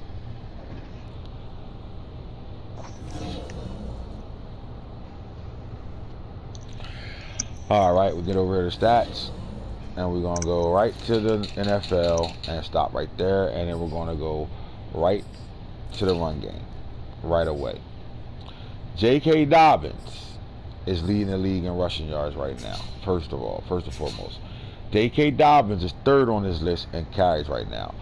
Booney, our top 6 carriers, 5 ball carriers in the league. You ready for this? Mm-hmm. Ronald Jones II. I'm going to ask you the same question I asked Nano. 404 carries on a year with 1 game left. Ezekiel Elliott, 382 carries on a year with 1 game left. J.K. Dobbins, 329 carries on a year with a game left. Jonathan Taylor, 321 carries on a year with a game left. Najee Harris, 312. Travis Etienne, 300. Now, boom, when you got running backs with that type of high volume of carries right now, do you feel as though that can be a problem for them going into the playoffs? Hell yeah. Man. Because it seemed like they one dimensional, honestly. Um, so, man, you shut down that run, and they're going to want to run because that's what got them to the playoffs. They ain't going to have a secondary game plan, and they're going to fucking falter. All right, I mean, that's one way to look at it. I'm looking at it more like this. I don't care how good you are with training. 17 games. Now, remember, we get an extra game now. These guys are going, you just think about it. You know, Ronald Jones with 404 carries. And this is where you see GM take his course too. Watch this, what I'm going to talk about. He's averaging 6.3 yards a carry. He obviously has 41 broken tackles and yards after contact. He has 931 yards after contact after 2,534 yards rushing on the season. He's 2,000 yard back, but 404 carries is a whole lot of carries. Now, let's not take this and think, you know, oh man, why everybody got a problem with guys with high volume carries? Well, in this dish, you should have a problem with it because fatigue carries over from game to game. Now, week 17, these guys are been through a really, really crucial season where, you know, especially when they're touching the ball, the only person touch the ball more than them is the quarterback on every play. Outside of that, these guys are carrying the ball at a high volume level. So my question would be, we will have to pay attention to what they look like as far as their fatigue. Are they blue and in the first 3 plays they yellow, and by play 10 they not even on the field? Or are they managed to the point where they can handle this type of wear and tear? What I do know is this: Ezekiel Elliott has a backup, right, if he's tired. But that backup only has 70 carries on a year, so he ain't developed at all. J.K. Dobbins don't really have a legit backup that, to me, if he had to start anybody but J.K. Dobbins in the backfield, could he still win with his run-first system? I don't think he has a running back over there that can get that type of work done. But then when you go back to the Bucks and Ronald Jones, although Ronald Jones became a superstar X factor, he's leading the league in rushing touchdowns, probably leading the league in touchdowns period outside of quarterbacks throwing touchdowns with 45 rushing touchdowns. Ronald Jones, the Bucks just traded for Nyheim Hines. They got Leonard Fournette over there. They still got Gianard, what's his name? Gianard Bernard over there. They have a practice squad waiver kid with 94 speed over there. Low awareness. But they have, you get what I'm trying to go to, Boone? They got a whole bunch of running backs. If Ronald Jones was tired, I think the Bucks can still run the ball at a high level. But if Ezekiel Elliott is not able to be on the field all game long, does that kill the Cowboys offense? I don't know, man. I think he developed a little passing game, man. I think he's doing what everybody else is doing up the crossing routes, but I think he can throw the ball a little bit better. You know what I mean? The Patriots coach. So I think he'll be good, man. So you're talking about J.K. Dobbins at this point? You think if he wasn't on the field, he'll be fine because he is throwing the ball a lot better? I mean, he has Mac Jones is to me is his most surprising offensive player this year. He threw for 3,000 yards. He 26 touchdowns, 12 interceptions, 65% on the year. Mac Jones is throwing the ball. He got a 1,000-yard receiver over there, Miles Boykins. They're throwing the ball, but my thing is, can they throw the ball in traditional throwing and see the field and make the right thing, or are we just, boxes? Guys are coming down 9-man boxes on him, putting 9 in the box. Some guys putting 10 in the box on guys right now. Can he? Is it hard to make a play action read that way, Boone, when everybody's in the box playing a run, or it's 3rd and 10 and guys are sitting back with daring you to throw the ball? Can Mac Jones complete the ball at 65% level when guys know you're passing the ball versus them coming up and cheating for the run and you sneaking things by them? For the Patriots to have the number 1 seed in the AFC, and if they win, they keep it. Do you think they're one of the most dangerous teams at number 1, or you think it's rightfully so? Like, all right, for them to have the number 1 seed, are we looking at them as they're going to win the Super Bowl? I ask you first, Boone. Nah, fuck no. Get the fuck Can out. they win the Super Bowl? Oh yeah, they had the ability. Yes, depending on which Nano kind of like hitter, man. You know what I mean? Like some guys, Nano he'll run the ball effectively, and he also hit you with some play action passes also, and then be like 10 for 12. You know what I mean, with 300 yards or some shit like that. Right. But I don't know what Nano we gonna get, man, and it all depends on who we play in that second round, and that's probably gonna determine, you know what I mean, our game. Yeah, you're right. You definitely see it from sense. All right, so let's look at what I really came over here for. J.K. Dobbins is leading the league in rushing yards right now. All right, and he's third on the list in carries. 2,664 yards. He's averaging 8 yards a carry.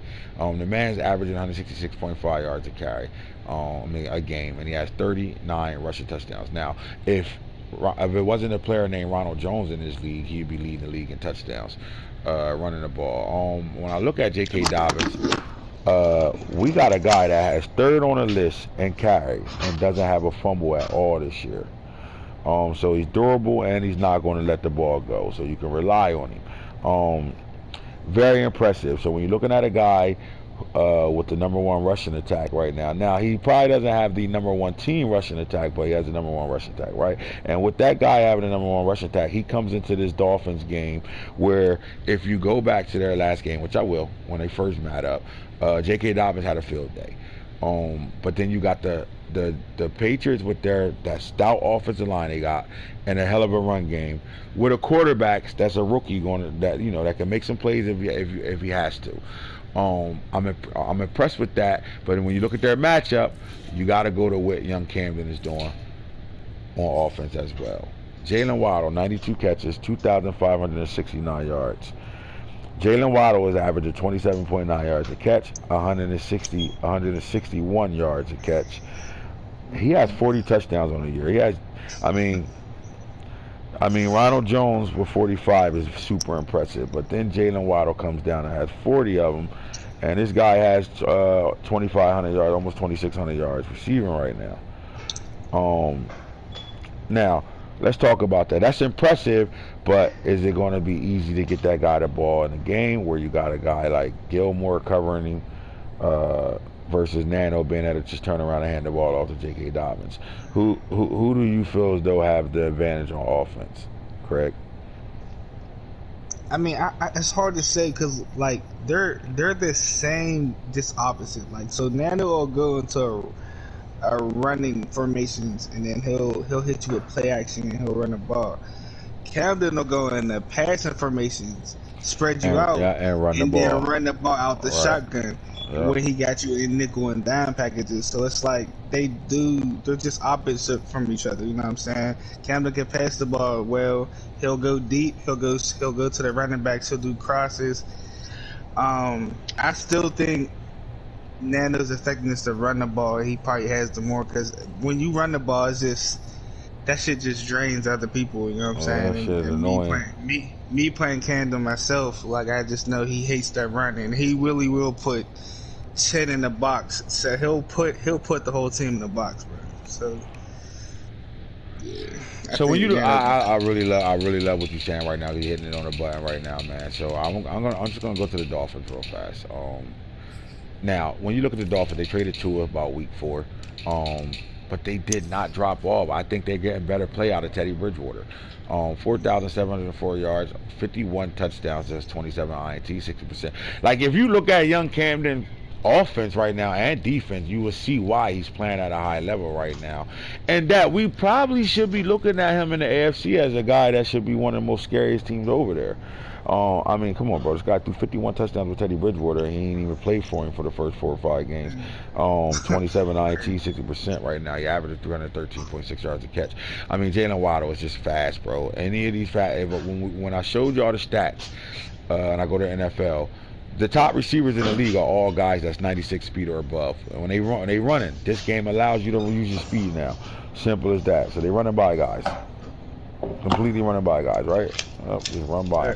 Now, I like what he's doing. Now, in the run game, he's using all his running backs over here, right? So, Ahmad obviously is their fastest running back. He's on his way to 1,000 yards, and he's probably going to eclipse that 1,000 yards in the big game he has against the Patriots. But you got 172 carries for 921, 11 rushing touchdowns. Malcolm Brown, big back, 5'11", 222. He can fall forward for him. 5.8 yards a carry, and he has 6 rushing touchdowns. And Gaskin is a cleanup back over there. Obviously, I mean, shit, Teddy Bridgewater got 32 carries over there. So they're really running the ball between 1, 2, 3, 4, and Waddle got 3 of them. And then you get to the receiving game, and you're not just seeing 1,000-yard back over here. You got 2 of them. So you got the tight end that has 1,000 yards, and he really uses this tight end really well. He wants to get him the ball early and often. They picked up the practice squad waiver in AGG. He has 5 touchdowns since he emerged on the team, about five advances ago. They have the running back catches the ball off the backfield pretty well, Ahmed, with 26 catches, and then after that you got a couple guys with 11 catches here and there. But what they're impressive about, what I like this team for, they're defensively, they're very impressive over here as well. Jerome Baker leads their team with 96 tackles. Byron Jones from the cornerback position, 77. Rookie safety Javon Highland. I praise him on how good of a cover guy he really is. He's the best cover safety in the draft. But he has 69 tackles over there. Eric Rowe from the safety position with 69. And you see these guys with all them damn tackles, somebody's playing sub linebacker in there. Not. He does a really good job with the things he called defensively to get these guys running down and getting to the quarterback, blitzing, they getting sacks. They're doing a little bit of everything right now. I mean, for Eric Rowe to have 2 sacks, 11 tackles for loss, they getting in the backfield, right? Now let's go back to the tackle for losses. All right, so Jalen Phillips, the rookie, balling out, 68 tackles, 13 tackles for loss. He only got 2 sacks though, and that's the disadvantage you get because you're using him at outside linebacker, and he has no cover skills whatsoever. The problem is I don't think Nano will go deep enough to realize that. So like he's not going to put himself in a situation where he see matchups and he can beat it in the passing game. And that's where I feel as though the Patriots lose value in the fact that they're the #1 team in the AFC right now. They lose value in that because they're not passing to scheme you and get up the field. They're passing you because you got to come down and load up the box and he can get one-on-ones on you, right? So Eric Rowe has 11 tackle for losses from the safety spot. Van Ginkel sitting here with 11. When you get to the quarterback, you having a good season. So Emmanuel Ogbah, man, in his 5th year, he has 15 sacks on the year right now. Christian Wilkins at DM with 6.5. Van Ginkel 4.5. And Jalen Phillips, I don't think if he was blitzing him or letting him come off the edge a little bit more, I think this guy's sacks will be up. It doesn't matter if they're getting to the quarterback at a high level. They have a guy getting to the quarterback at a high level, right? And then they got some guys that, you know, pay attention because Christian Wilkins got 6.5, so pay attention. Outside of that, you know, not really getting to the quarterback. But it doesn't matter if they get into the quarterback when you just can't throw in their secondary. Xavier Howard, shutdown corner with 11 picks. My boy, Trill Williams, got 9 of them things and from the safety level. Javon Highland from the safety level with 8. Their second corner, who's a superstar, Byron Jones with 7. I keep trying to tell guys this Dolphin secondary is loaded. He got 7 picks. Eric Rowe, I don't even know if he starts strong safety or not, but he's on the field enough to get 6. So they getting interceptions and they getting them at a high level right now. So they can actually line up and play with anybody with that secondary. If they can generate pressure and they can really get down there and get those safeties in the box coming down, making tackles on J.K. Dobbins, we might see the Dolphins do some things that, you know, none of us, I know I expect him to be off this type of time this early right now, and a lot of it's probably because it's this early right now. But I went in Miami and lost by 3, so I know what this team is capable of, and he's playing really good football. And just as well as I could call the Eagles the hottest team in the league right now, you got to turn around and look at these Dolphins and say they're the hottest team as well. Might be the actual hottest team in the league. Then when you look at the Patriots on the flip side of things right now, the Patriots are not any slouches at all whatsoever. I don't care about their tackles, their tackle for losses, and all that shit. But what I will tell you is you're going to find more guys over here with the high tackle for losses than you're going to find over there. But when you got guys getting to the quarterback, like Matthew Judon with 16, Chase Winovich with 9, you got the rookie Christian Barmore at D tackle with 8. They're getting to the quarterback, and then you got a whole bunch of 2s and 1s in there. Now, my thing is this. What does the interceptions look like over here?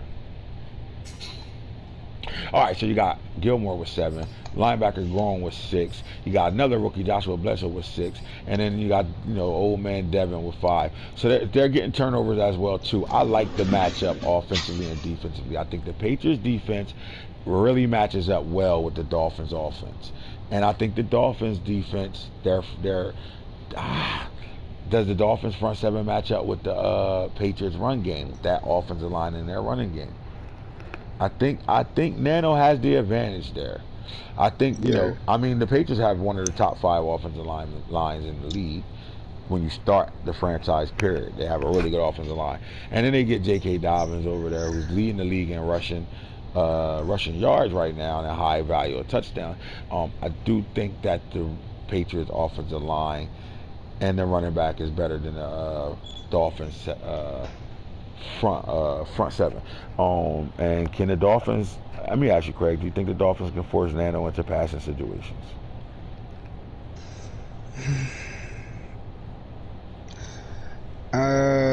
Yeah, I mean, I think he is, because, like I said, he's not afraid to put 8, 9, 10 in the box.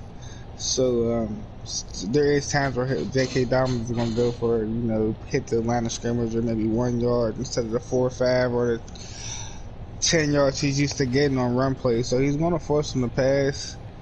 But Nando, he sticks to his run, though, man. I mean, down 14, 5, doesn't up matter. 20, don't matter. He's going to run the ball regardless. So to stop him, you have to stop it consistently.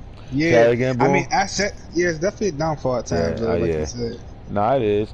Because imagine what he can do with a good passing game. Like if he threw how you use the Bucks, you running at a high level. Obviously, you got the most carries on a running back in the league. So obviously, you get your running back to football. But the difference is, you daring people to load up the box. Am I wrong saying that? Brady still got like 44,000. He got 4,500 yards. Right. So that's a high. I mean, 400 carries or not. When your quarterback throwing for 4,000 yards and way more touchdowns than INTs, he's balling. Yeah. So I like this matchup. Who you got? Dolphins or the Patriots? I still got the pass though. Still got the Patriots. Booney, who you got? Nano or Young Camden? It's hard to bet against Nano because you know what he's gonna do. It's just if Young Camden can stop it. So that's one thing about him. He's gonna be consistent, and we know he can run the ball. So I got to go with Nano. All right, and I'm gonna be the one that tells you it's not hard to bet against him because I'm about to do it. I got the Dolphins winning this game and continue his 7-8 game winning streak right now as the hottest team in the league right now. All right, so that's that game. That was their stats. Now let's get back to the schedule and let's talk about the next matchup over here that we're going to be worrying about in week 18, because guess what, bro? We've been getting this shit so right that games matter week 17 and 18. Like, come on, bro. We don't be having the playoff picture completely cleared until week 18 is over with right now. We got guys that are going to win a division and get themselves in the playoffs, and we got guys that are going to play their ways out of the playoff conversation. So, all right, we just left the Patriots, Dolphins. All right, so the Cowboys, Eagles is for the division. The Colts, Jaguars are for the division.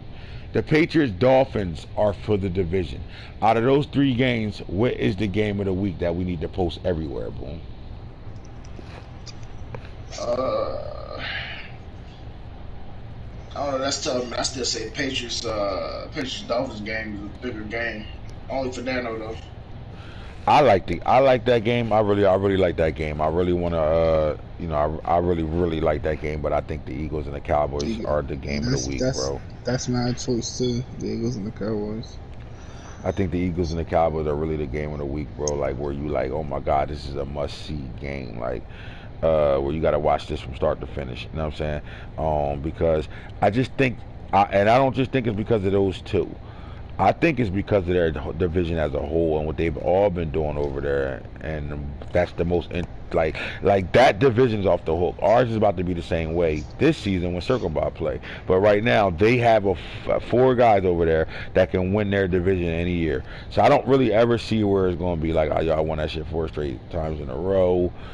I think it's always going to be somebody different in there, and they always going to be rotating their 1, 2, 3, or 4. I like this game because what I do like is both of them got good running games, but they got totally different run games.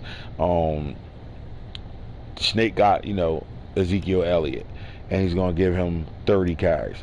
And then you got the Eagles who run the ball through 3 different players, right? And then it's like, all right, Snake got a young secondary, very young secondary with speed. And the Eagles is young at wide receiver, but they got Deshaun Watson throwing the ball down. He's throwing it at a high level. The Eagles don't have a good front seven on defense, and the Cowboys want to run the ball down your throat. The Cowboys secondary with Marcus Peters and Darius Slay going up against the Cowboys offense with Amari Cooper, Gallup, and CeeDee Lamb. So that matchup is nuts all over the place right now. I would say that about the Dolphins, but when it comes down to the Dolphins-Patriots game, it come like this. To be honest with you, I don't care who's that receiver for the Patriots. I'm not pressed to see that. Like I don't think they're, just their style of play. There's nothing wrong with it, not playing it out. But having the best, corner tandem on the game right now, and a really active secondary that get a lot of plays and a lot of INTs, it's not going to work in that game. So your best part of your defense will be wiped out clean in this game because of the run game that the Patriots will come with. So it's like, all right, the Dolphins got a good front seven. They better stop that Patriots top tier offensive line and number 1 run game, right? That's the only question mark, because the DBs are taken out of this game. They're going to be tacklers, but they're not going to be able to make plays, and we ain't going to see matchups because the Patriots aren't going to throw the ball that much. But then on the flip side of it, you got the Dolphins, and obviously they want to get the ball down the field to Waddle. But they have a good sense of the way they play. They check down, they run corner routes, they do a lot of different route concepts, drags and crossing routes, and they with Waddle going deep, and then they throw the ball and they run the ball efficient enough to be able to keep you a little balanced. They're going to run the ball on guys up the gut from out of shotgun that they gotta beat, right? So I don't know how strong that run game will be over there, but then again, the Patriots got the secondary to better play with these receivers, because outside, Waddle, you scared of Waddle, you got to back up extra 5 yards when you cover him, right? But then who can't Gilmore cover over there? Because you can lock Gilmore on Waddle by himself. Yeah. Would I be wrong for saying that? You got certain corners in this league. Like he has one. Xavier Howard can shut down a lot of guys number 1s, right? But Gilmore is Gilmore. He's shutting down Waddle. I don't think Waddle rookie year. I don't think Waddle is just gonna, unless you just up in his face pressing him and you don't know what you're doing and he can run right by you. But I think Gilmore can make Waddle have a bad day. But can the Dolphins, put pressure on Nano running the ball? So that's why I kind of like the Eagles. I think there's a little bit more action over there. Eagles-Cowboys game, we can see some things over there. I think we're gonna get a full. I'm trying to win this division. I'm running down your throat. Can you stop me? Simple as that. Let's look at stats and see what's going on amongst the league. Booney, did you play your game? Nah. You got the Bengals, right? Up. Oh yeah. Yeah. He ain't playing that shit. I got the Steelers. I wanted to go. Let's go by my schedule. All right, so we saw the Patriots, Dolphins, Saints, Falcons. Don't worry about Titans, Texans. No. Steelers, Ravens. Now this is a big game for the Steelers because they are currently out of the playoffs right now. They are 1 game behind the Chiefs to be able to get in the playoffs. Chiefs lose, they'll have 6 losses. Steelers win. The problem is they gave the Chiefs the first win, so Chiefs has the head-to-head. So really, the Steelers are just like, we're playing this game. It would have been important, but it can change seeding for the Ravens if they lose. Other than that, it's not important because the Chiefs got the 1 up on the Steelers. I didn't realize that. I forgot that. Bengals, Browns, circling by, play this game for an upgrade, beating the playoff team, but I really just don't see it happening right now. Now I like this Bengals team right now as it is. He just didn't play with them. He took his 1 tank season card and used it this year. But If he does play you, Boone, what are you expecting to do in this game? Is this a rush of starters or you play to win? Oh, no, I'm playing to win. No doubt, no doubt. I'm playing to win. All right, so and then the game that got played, I'm not even gonna look at that. Motherfucker put 92 up on the Seahawks, bro. Serious.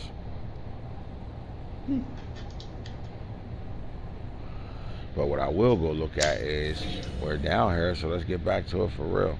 Before I talk about, yo, you know what's crazy? This game showed the playoff guys that made the Pro Bowl early. Boom, we can see playoff Pro Bowl guys. Not you can't go and just type on Pro Bowl, but if you go to your guys and go to progression history, you can see who made Pro Bowls already. So if they did that, do you think the guys that are winning, going to win a rushing? Nah, they probably going to have to wait because they got to wait till the playoffs to do that.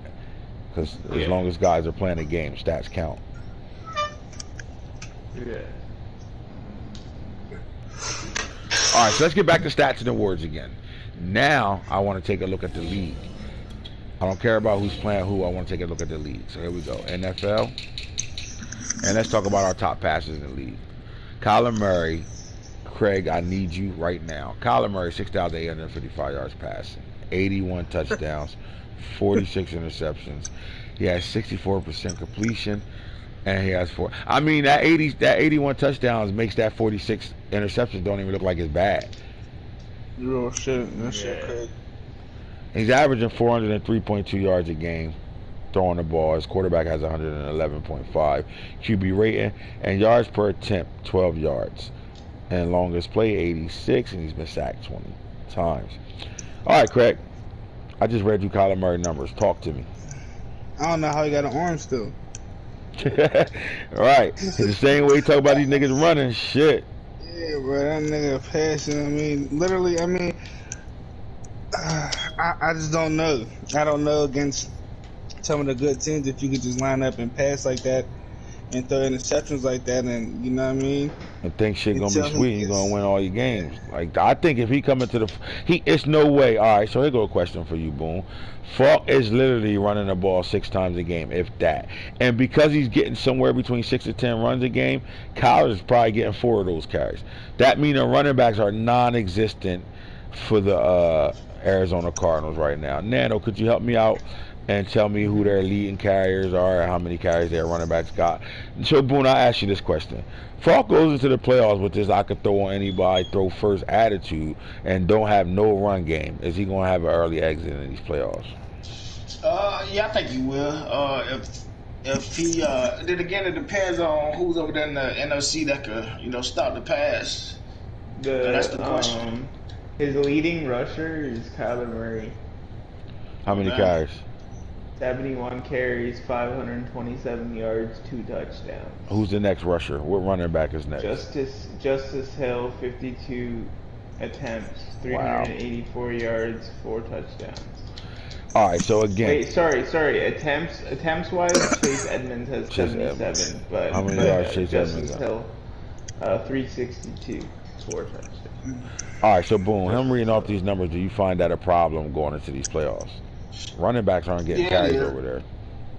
It's a problem, but Falk, he's gonna try to turn it on in the playoffs and get his guys involved. But do you think he runs the ball? Do you think he really run the ball in the playoffs? Do you think he bring more of the running aspect to the game, knowing that he just can't line up and throw 50 passes? I think he will. I think he's trying to trying to be a Belichick, you know what I mean? He's going to try to throw you off, you know what I mean? So you look at all these stats, and then people look at the real talks, and they're like, oh, yeah, Falk just going to throw the ball, so that everybody's going to play back coverage, and I think he'll start hitting you with some shotgun runs and make you come back up so he can beat you over the top. All right, so my next question to you, Boom, before I ask anybody else a question, do you think the fact that Falk hasn't run the ball all year long, and if he tried to run it in the playoffs, would it be?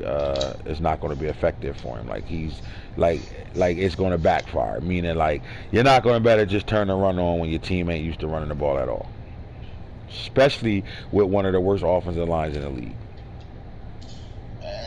Like I said, man, with that number 1 overall seed, you know what I mean, it's kind of playing in his favor. So he gonna probably play some some sorrier teams in the playoffs. What you think? Every team in the playoffs is a good team, but Right. we know sometimes that's not the case. Right. I mean, I love this Cardinals team, but I think the Cardinals had tests all year, and those tests came from the Cowboys last night, from you being up 28-0 on him, and from D West showing him like, wait a minute.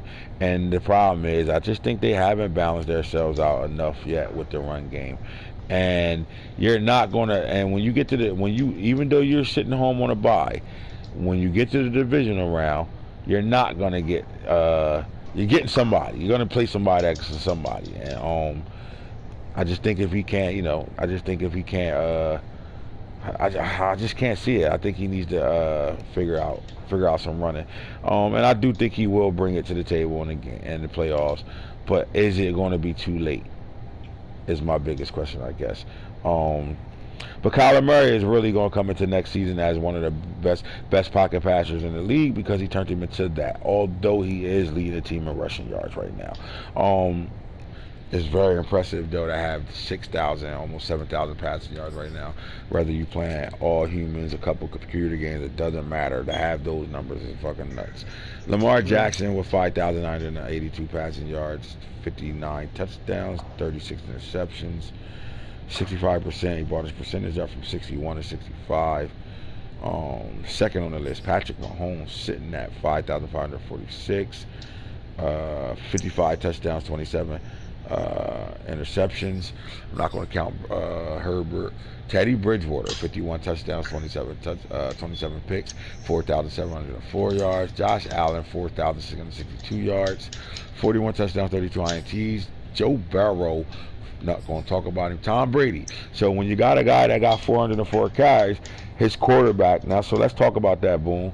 Are we seeing the version of Nano? Are we seeing what Nano, what we've been trying to get Nano to do with Craig? The way he runs the ball effectively and at a high clip. I mean, we're getting somewhere between 20 to 30 carries a game as well over here. But yet, Tom Brady has 4,573 yards. Tom Brady has 37 touchdowns and only 12 picks. Tom Brady has a 79% completion percentage. Tom Brady is averaging 285.8 yards a game right now. So that means you load the box up, you paying for it, right, Boom? Oh yeah, definitely. I think I only seen one game that Craig played, but he got Tom Brady balling. It's effective, man, because you it's the best of both worlds, bro. Like, you literally, my only downfall of this offense is Mike Evans is not a part of it. That's my only downfall to this offense. Mike Evans has at this point right now, he don't even want to show up to the games. He's that frustrated with this coaching staff and Tom Brady for not even looking his way at all. But Mike Evans is looking for a fast way out of Tampa Bay. So if you are watching right now, or you're gonna be a guy watching tomorrow, remember what I'm telling you right now. Mike Evans is miserable in Tampa Bay right now. But go ahead and load the box up with 9 guys. Go ahead. Say that again. He's also out of here after the season. Are y'all hearing that? No. Are you hearing that? Nano gonna go grab him. Yes, sir. You know Nano about to go snag him. What you want for him, Coach? Nano gonna come get him just like that. What you want for him, Coach? All right. Kellen Mond is on this list with 4,522 yards. Deshaun Watson threw for 4,488 yards. And I'm not going to talk about Winston because he's a computer team.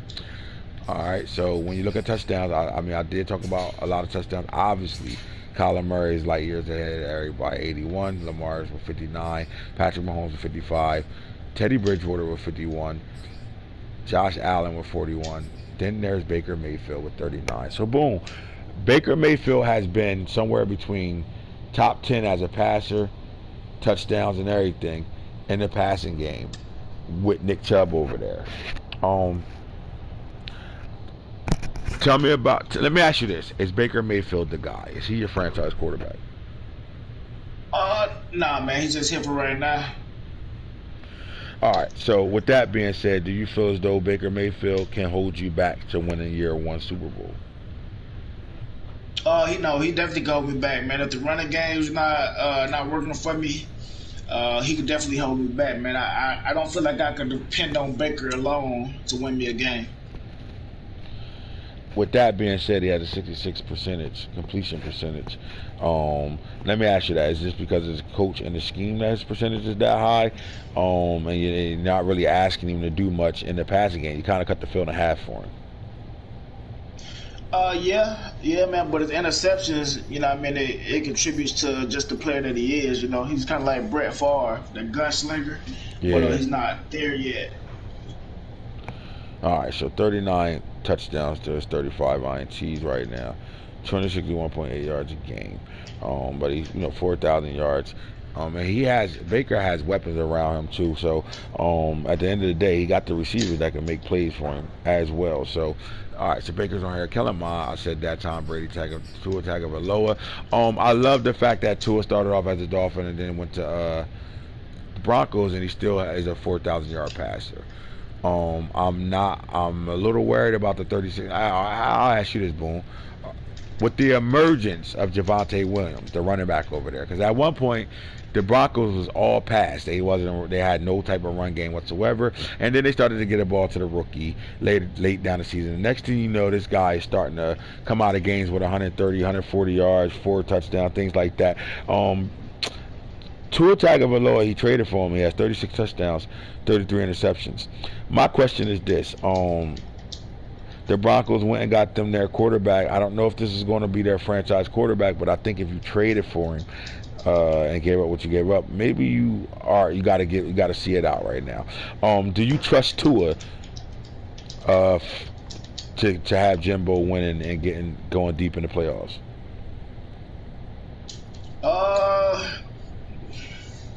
Well, with the way he played, man, he's a safe player, so I would trust him. Right. Now, if he get out of character, then that'll be something else. Yeah, I like him. I think he's fine. I think the way he's playing, especially finding that run game right now, is at the perfect time. So I think he'll be fine. And they're going to be a team to reckon with, because the one thing the Broncos got is that secondary is fucking ridiculous. Yeah. Flat out ridiculous. So if you can't run the ball on them, you're going to have a long day. All right, so then you go look at the rookie quarterbacks that's coming up that's playoff bound. Justin Fields. Now, boom, we all play Justin Fields. So watch this. Talk about Justin Fields and your experience with him, Bucks. Craig. When the Tampa Bay Buccaneers took their first loss of the season, it was a bad loss. Now, you weren't the only one that got beat by him pretty bad. But let's talk about what Justin Fields did where maybe he exceeded expectations. Or he had the right coach over there to play with what Justin Fields should be played like. I mean, for me, when I played him, I mean, Justin Fields wasn't even playing like a rookie, man. He was hitting everything. I don't know if it was a momentum thing. I don't know what it was, but when Justin Fields played me, he made some big catches. I mean, some big throws too. And him and Allen Robinson combo was definitely impressive, man. All right. So he knows how to use them. He doesn't just run them. He runs them to escape. He doesn't run him with run plays. Is he in the right system? You like his offense, like the coach that got Justin Fields. Justin Fields is in good hands. Yeah, Justin Fields is in good hands because he doesn't allow him to make too many mistakes, and as he grows and matures, he's in the right coach's hands. Right, no doubt. So, Boone, you got to see the Bears and Justin Fields, and you guys had a shootout. It was a really close game. I think you ended up beating him by 2 scores, right? Late, or was it a one possession game?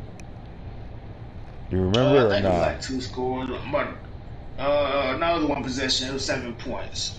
All right, so let's talk about your ball game with not the Chicago team, just Justin Fields. Like, how was it trying to defend Justin Fields? Man, it wasn't difficult, man, but he still made plays, man, and he extended plays. I think that was the biggest issue. You know what I mean? His overall was still kind of low, so that kind of helped me out. Yeah, once he built him, man. Yeah, once he built him, he gonna be an issue. Go ahead. I'm listening. My bad. No, that was it. Yeah, so like I played him, and that's exactly what I felt. I felt like he extend plays because one, even if he's not calling plays where he's trying to roll out with him, and or take off up the middle with him and like that. You just aware of who he is. So because you're aware of Justin Fields and know he's the third fastest quarterback in the league, you have to worry about him. So I found myself spying at times where maybe I shouldn't have. So like every time I tried to make a run to go up by double digits, Justin Fields got him back in the game. He would turn around and make a throw that you just didn't expect to throw. For example, I'm in cover 2 and he's running around. He has nobody to throw. The initial plays was broken down. He has nobody to throw it to, but he has such awareness in the pocket and running around with the guy. Next thing I know, I'm hit for a 50-yard bomb on the cover because he found the receiver with no pressure in his face and he's running around. Guys start to break off the block shed, chasing him around. He finds the receiver 50 yards downfield. I like Justin Fields. I think D West got him. He got him in good hands right now. And I do think these guys are going to be a problem in the playoffs right now. Period. But I like Justin Fields and what he's doing right now. All right, so Trey Lance is the other rookie quarterback. Now, we didn't really get to see Trey Lance play because their coach is on vacation. But since he's been back, he hasn't lost a game with Trey Lance. He's the other superstar rookie quarterback. 39-20, 34 touchdowns, 69 Ts, 66%. I can't talk about Trey Lance because I haven't seen him play yet. But I just wanted to acknowledge what he's doing right now. Let's get to the run game. Over here in the run game, I'm not going to keep talking about the who's carrying the ball the most and all that. It just comes down to production. Simple as that. We have 3 2,000-yard backs in the league. J.K. Dobbins leads all running backs with 2,664 yards, with a whopping 8 yards to carry and 39 rushing touchdowns. Ronald Jones has 2,534 yards. So this thinking might change. Nah, I don't think it's changing. I don't know. It's possible. This can change. We got a game left, so we'll see. But he averages 6.3 yards a carry, but 45 rushing touchdowns. That's a whole lot of rushing touchdowns. Ezekiel Elliott has 2,209 yards with 28 rushing touchdowns. All right, our next back on the list with 1,897 is Saquon Barkley, 7.2, 21 touchdowns. Then there's Najee Harris, 1,882, 6 yards a carry, 24 rushing touchdowns. Michael has Jonathan Taylor in the top 10, 1,734, 5.5, 19 touchdowns. Nick Chubb, 268 carries, 1,728 yards, 6.4, and 25 touchdowns. Next up, Tyson Williams, 263 carries for 1,722 yards and 23 rushing touchdowns. Then you got Aaron Jones, Travis Etienne, Derrick Henry. Should we be worried that Derrick Henry is not even is about to be, is only at top 20? I think he's like number 20 right now in the league in rushing, and it's Derrick Henry. Or, as long as he's a 1,000-yard back, double-digit touchdowns, it's fine. Yeah, I think those are 1,000-yard back. Because Derrick Henry doesn't get utilized. I think this is the most I've seen him utilized, honestly. And I still think he's being underutilized. But you're right, 1,540. He got 1,540. He averages 6 yards a carry, and he got 24 rushing touchdowns right now. I just think Derrick Henry, if you're gonna pick them, you're picking him. You have to understand who he is. Derrick Henry is going to take a little while to get going. He's not that quick back to hit the hole fast. But what Derrick Henry does is, by the time he gets to carry 25 and above, your guys start to make business decisions. Yeah, so you know what I'm saying. So when you pick, and AJ Brown on right. So if you just run him the way you're supposed to run him, and I don't care how you do it, just don't try to run tosses and all that shit. Even though he can do it, but the game has him. He ain't super slow, but it takes a while. He's such a big back. It takes a while for him to get the top speed. But when he get to it, use your analog sticks the right way. Use your truck button. Use all those things the right way, and you'll find out that you got a guy. This is my problem, Boom. We complain about this. The Madden lets the running backs fall forward, and yet we haven't really heard of. Did you see what Derrick Henry did in that game? We haven't seen that yet. Like, when's that highlight gonna come? Because you almost getting it out of your Nick Chubb. Nick Chubb's a power back, but we getting it out of smaller running backs, and we should be seeing it out of a Derrick Henry. Like, in my eyes, I envision if I had the Titans and Derrick Henry, I would be like, yo, Boom, come to my broadcast like every game. Come to my broadcast, bro. Look what he did. You know what I'm saying? Like, that's what I'm saying. Like, he's a special talent like that, and we need to see it, and that's all. Like, Not playing him out or nothing because he's doing a hell of a job with him. 24 rushing touchdowns, doing a hell of a job with him, for real.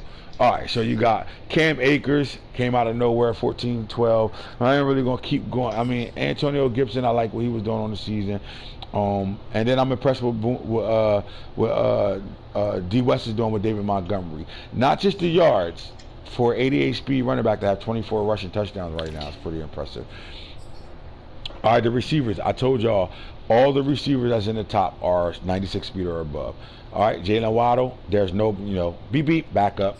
Hollywood Brown, Tyreek Hill. I don't care about the yards, just see what they're doing right now. The speed kills. Now, boom, you got your guy in Anthony Schwartz who has blazing speed right now. What does that do for you in your offense, having a guy like that? Man, that actually get Odell more targets, man. Get him open more at my tight end. Man. I mean, when you got a guy that could be a home run threat from anywhere on the field, like, boom, we're not just talking about sending him on a bomb. We're talking about jet sweeps. We're talking about drags. We're talking about crossing routes. We're talking about bubble screen. Anything, this type of speed separates. They get by you. They go. When you got that type of threat on the field, if you do utilize that with the talent around it, like he said, with Odell Beckham, because you are shitting with Odell Beckham, and he's leading your team probably in receptions and things like that, maybe even touchdowns. And Schwartz is just a big play guy that's probably catching the ball, somewhere between 20 yards a catch type shit, right? Maybe a little lower for you because you do a lot more with him there. But look at Jalen Waddle, 27.9 average per catch. He has 2,569 yards and 40 touchdowns, bro. He running by everybody. Hollywood Brown, 2,505 yards, 33.4 yards a catch. This guy averaging 30 plus yards a catch, 29 touchdowns. Tyreek Hill, 2,441 yards. I mean, boom. Have you ever played in a league where we got 5 2,000-yard receivers? Nah. Tyreek averaging 28.4 yards a catch and 23 touchdowns. Falk got 2,000-yard receivers. Rondell Moore has 21 and 18 and 25 touchdowns. Andy Isabella has 2,000 yards and 28 touchdowns. Devonta Smith, Heisman. Then we start to get down here. So again, I'm going to ask you, boom, why does a speedster like Anthony Schwartz, where you're seeing all these receivers that's blazing 96 or above, and your guy's special because he's up there in that 98 to 99 speed, but why is he only averaging tight end numbers at the receiver, 16.4? What are we doing down there, boom? Is he more of a decoy because he's a rookie right now? No, man. We throwing the ball to more than just Schwartz, though. You know what I mean? Schwartz get a lot of other players open. Right. That's what you're saying. You know what I mean? So we look at your receiver, we're going to see an Odell Beckham and a tight end going dummies right now. Especially that punk-ass tight end. I can't stand that nigga. All right, so let's get back up to what I was saying. So now you got D-Hop. So Falk got 2 2,000-yard receivers and one 1,000-yard receiver. He doesn't have a receiver on his team under 20 touchdowns. That's fucking nuts. Anthony Schwartz, 83 catches, 1,365. He had a hell of a rookie year, 16.4, 19 touchdowns. Then you got Rashad Bateman over there as the number 1 receiver for Baltimore, and he has 63 catches, 1,352. He's even averaging 21.5 yards a catch. He's going yard, 18 touchdowns. And then there's Travis Kelce, the first tight end on this list, 99 catches. 13 yards a catch. Kelsey got 1287, and Rich DeBarber got 3,000-yard receivers over here, 13 touchdowns. Jamar Chase, not talking about he don't play, not talking about he ain't playing. Calvin Ridley, Seth Williams, I keep saying this, fresh off the practice squad to the number 1 receiver for the Lions. Fresh off practice squad to the number 1 receiver that with 12 touchdowns. Allen Robinson, again, D. West is doing a hell of a job, and we do know he's Justin Fields' number 1 threat. 80 catches, 1229, 7 touchdowns. DK Metcalf, boom, 7 touchdowns on the year, 1228 receiving yards right now. Underachieving? Graveyard? Oh, hell yeah. Hell yeah, graveyard. That motherfucker normally had like 25, 30 touchdowns by now. Right down there, 2,500 yards right now. And it doesn't matter who has him. You know what I'm saying? Like, usually, it didn't even matter who had him. Shit. Hollywood had him and went dummies with him. Falk had him and went dummies with him. Somebody else had him and went dummies with him. And then we get a guy who's, new to franchise mode, play all his games. And, a couple guys beat him by big scores, but said this guy can play and don't sleep on him. And what I thought was, all right, well, you was about to trade that man twice, so you didn't see the value in him. He ain't trading him nowhere. That motherfucker gonna stay right on that Seahawks team. Did you not just hear me say we got a new guy playing franchise mode for the first time? Won't be trading him. But I think he's going to build around him, and I think he's going to do some things eventually. I think he's going to do some things. Now, I did watch his second half against Falk, and I don't know if it's because Falk just threw the ball all game long. He ended up throwing 5 picks in the second half that he came back. But when he came back, DK Metcalf caught every pass. Then he got number 19 on him, and I don't understand why. Curtis Samuels. Bucks played against him this season, and you say, man, after the momentum spawn, well, this guy is playing at a high level, and I think he's playing such a high level, he got himself up to a superstar. 87 overall. Now, when you get the Washington football team, you see, Diami Brown, the rookie, and then you got McLaurin, and then Samuels got speed, but like I think Hitter really turned him into his #1 receiver over there, and he's definitely one of the better receivers in the NFC right now. And then Chris Godwin, man, look, when you thought it was supposed to be Mike Evans, Chris Godwin said, listen, this new Tom Brady likes his tight ends. But I keep telling Mike Evans, stop putting your hand up when you got a nigga standing right in your face for the 50-50. Run a route and get open. Because if you run a route and get open, you can do what I'm doing right now, which is 55 catches and 1,000 yards, 8 touchdowns. Do something. Tight end Jared Cook, computer love. Jerry Jeudy, 72 catches. Shit, we got this computer love. Miles Boykins went to the Patriots, boom, and he has 1,000 yards right now with 6 touchdowns. Yeah, is that impressive for the fact that he's playing for the Patriots and he has 1,000 yards? Yeah, that's still kind of some ass numbers, but that's impressive though. Amari Cooper is over there as one of the better X-Factor receivers in the league. Might not have the speed you need, but speed kills, but it's not the deciding factor on how these receivers play. 49 catches, 1106, and 7 touchdowns. Underachieving or okay as Amari Cooper? Yeah, I don't think nobody cares. McCall Hardman is one of those 1,000-yard receivers for the Chiefs. Is one of 3 with 89 catches. That's a lot of catches, bro. Who, McCall Hardman? Yeah, with 89 catches. With 89 catches, I expect more than that. More than 1,095 yards. Yeah, he barely, You know why though? So, He running a whole lot of drags and bubbles, and he don't really throw. He take deep shots with him when he can't get Reek open. Other than that, this guy is just cleaning up on slants. I mean, if you running slants and drags all game long and you got 12.3 yards a catch, I'm cool with that. Double-digit touchdowns, 12. Let me ask you, Boone. You know what he doing with Tyreek. You saw Kelsey was way up there. I probably got to scroll up about 20 names before you get back to Kelsey. Mm-hmm. You're not impressed with the fact that he got all 3 of these guys balling like this? They all got double-digit touchdowns and 1,000-yard receivers with a high value in receptions. Yeah, I just know what Hardman could do, man, and with that speed, 97 speed, like, I don't know, man. Yeah, you got. So, like, I mean, if guys are running by guys with one of those type of speed guys, imagine what you could do with 2 of them. Like, don't let Falk get Rondell Moore and Isabella up to a 99 speed. Sheesh. Yeah. Guys like that, you know what I'm saying? Like imagine if I had 3, you know what I mean? If I had, you're right, bro, because he's 97 speed, you can't do nothing about that. You can't double Tyreek. And you can't do nothing about none of those receivers over there because the tight end is dangerous. Reek run by everybody. And then if you just look on the other side of the field, he got Reek speed too. So like what I do like is he's doing really well with Edward Helaire. I think the Chiefs offense, we were super impressed by it early on.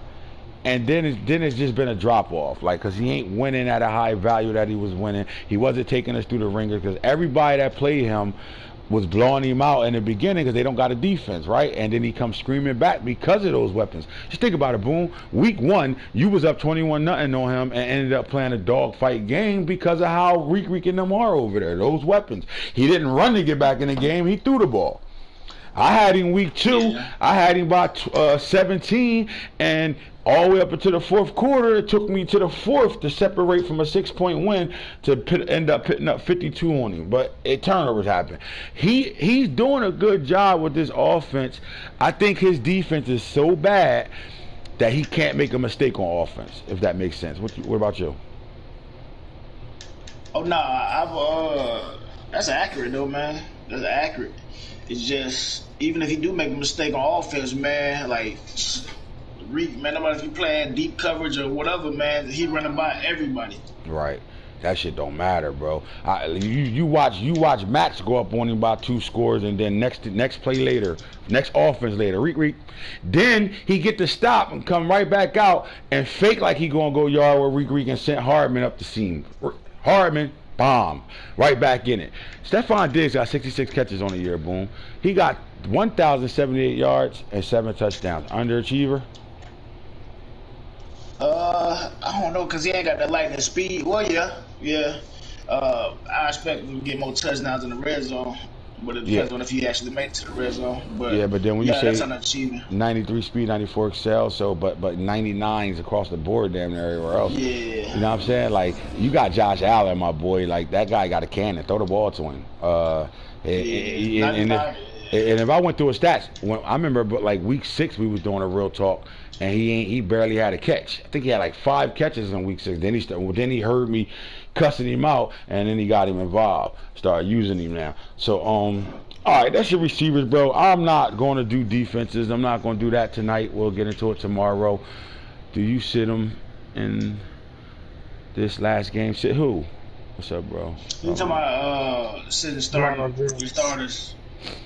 No, he's talking about Ronald Jones. How many carries he had? Yeah. So that's a good question. Are you sitting him against the Panthers? Yeah, he's not playing. He won't see the field at all. At all, not one carry. How about you, Boom? Are you going to sit Nick Chubb, knowing that you got homeboy behind him for your final game? Sit him. Nah, I ain't gonna sit him. He ain't gonna play like the full game though. You know what I mean? That's how I feel. All my players playing. I ain't going like OP with them, but they playing. Got to get them on the field, man. I need them because you can't practice with your team once you play your game. So I can't afford it, bro. Like, you barely can sit in practice mode now. You know how much time we spent on headset together? How we used to all just sit in practice, whistles blowing all the whole time. Now, once you play your game, ain't no practice mode no more. So now you just they gotta get that shit fixed too. So now you just stuck doing anything. So boom, I am going to talk about defense for right now. And here's where I'm going to. I'm going right to the AntHits. I'm going to ask you a 2-part question. Are you ready for it? Yeah. Is Denzel Ward the best corner in the league?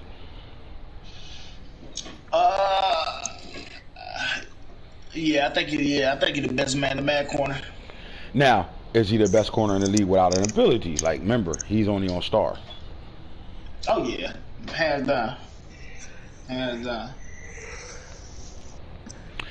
Are you scared to lock him up on any receiver, speed or not, or just great overall, and be comfortable with letting him shut down that receiver all game long? Oh no, I'm comfortable doing it. That's what he do. Like, I mean, we just had our last game, and you locked him on Hollywood. You saw the result. It took me to throw short routes to him, a drag, and get him away from him type shit. When we was going yard, post routes and one-on-ones and all that, he made the plays every single time. All right, now, all right. So I asked you that. You've played a lot of teams this year. is there a corner that stood out in any of the games you played where you stood out, where you could talk about like, yo, I think this guy gonna be a dog?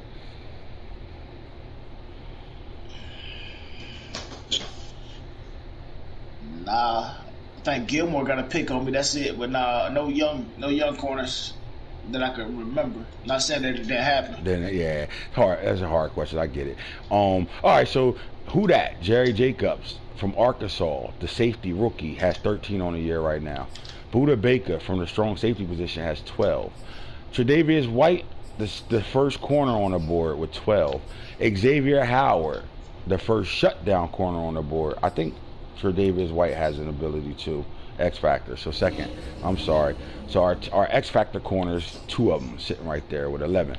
Then you got rookie Tate Gowan. I wonder what he got him to. Up to a superstar from a normal. Impressive. 11 interceptions on the year. Then there's the kid Denzel Ward. Did he get to a superstar yet? How? Nah. How? He got 11 picks on the year right now.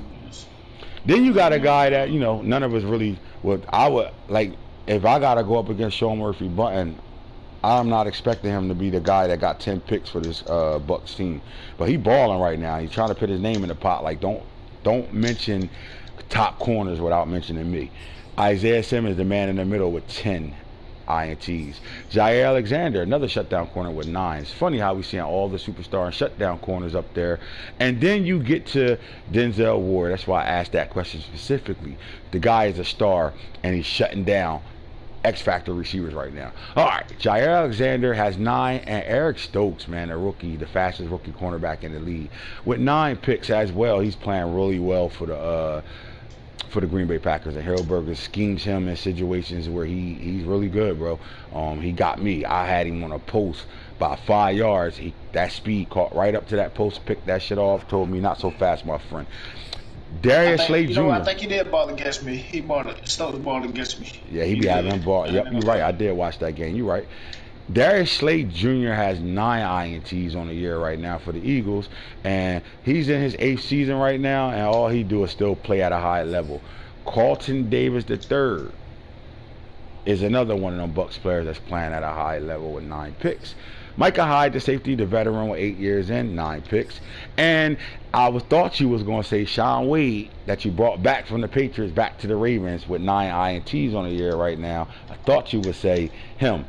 Boom. Sean Wade got 92 tackles, 9 interceptions, 17 pass deflections, and 2 to the crib. And you ain't worried. You don't think you still not worrying about him yet? Okay, keep on not worrying. All right, so are we impressed with hitter? They got William Jackson III in the offseason. Now William comes from the Bengals, where at one point he used to be this guy's a good corner, and then he's playing for the Bengals. The who that? They ain't nobody. Now he's over there for the Washington football team. He has 9 interceptions on the year. I think he's another corner that you got to pay attention to. I'm not going to call him a shutdown or top tier corner yet, but he's making plays. Miles Jack is the second middle linebacker with 8 INTs from the middleman. Then you got the best cover safety in the draft, in Javon Highland from Oregon with 8 INTs. The next middleman is old man Levante David. Now, about week 4, he was looking to retire. He just didn't, fill a game, and then the Bucks started winning ball games, and they kept winning, and then he started getting picks, and the more he started getting picks, the more he said, I'm gonna play this year, coach. Now, Nasir Adderley, I would not talk about him because he is not being used by a coach right now, because he's tanking. But Donovan Steiner, the guy I got off a practice squad waiver, bro, got this guy, and he's really my Ed Reed right now. 8 INTs, 4 tackles for loss, 56 total tackles, and he already got 3 to the crib. Kenny Moore, the second for Mike, cornerback with 8. You got Caden Stearns, another one of them rookie safeties that's balling. Kerry Vincent Jr., you're starting to see now you're about to stay run off of Broncos, and the reason why I say they got the best secondary in the league, one of the best secondaries in the league. Kerry Vincent Jr. can run with anybody, and his overall is high enough now that he can shut anybody down. 7th. Justin Simmons, he's always been a top tier superstar safety for the Broncos. He has 7. Then here comes Byron Jones, the number 2 corner for the Miami Dolphins with 7. Jaquiski Start, he's out there. He's a big-time player as well when you play with him on Madden, because he got all the right attributes you need to make him a dog. 7. I don't know how slow-ass Taylor Rapp got 7 INTs at the safety level, but I know when I saw him at safety, I just ran right by him. touchdown. Jabril Peppers is playing pretty well, 7. Got a whole bunch of 7 guys. Now, boom, John Johnson III is a good safety, but he's slow. How are you managing to still get this guy with 7? Him and Ronnie Harris. How do they got 7 picks? Man, I gotta say the pressure, man. The pressure that my front 7 bring. You know what I mean? 'Cause you already know. You know what I mean? We balling up front, man. Plus we sending them. Mm-hmm. Pressure bust pipes. And when those pipes bust, you got to stop the leaks. Stephon Gilmore got 7 of them things. Patrick Surtain, another one of those Broncos DBs, 7. And now, boom, Greg Newsome made you forget about Greedy Williams. Why is this rookie your number 2 corner now and not Greedy Williams? Man, both of them got speed, man, but I don't know, man. There was something about him, man, that actually I didn't even try to start in the first game, man. I think he got a pick or something, man. He broke on an out, and from then on, man, he just kept starting.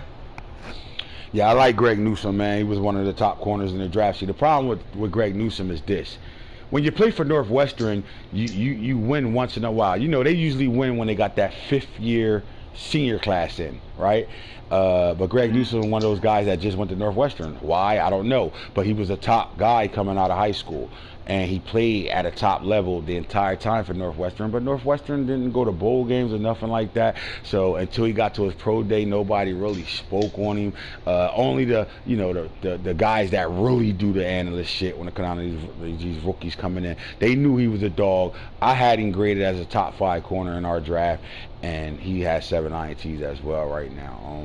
With 61 tackles, 5 tackles for loss. So you're not just out there covering. He's making tackles and he's getting to the quarterback as well. Old man Patrick Peterson is still playing hard for the Vikings with 7 INTs as well.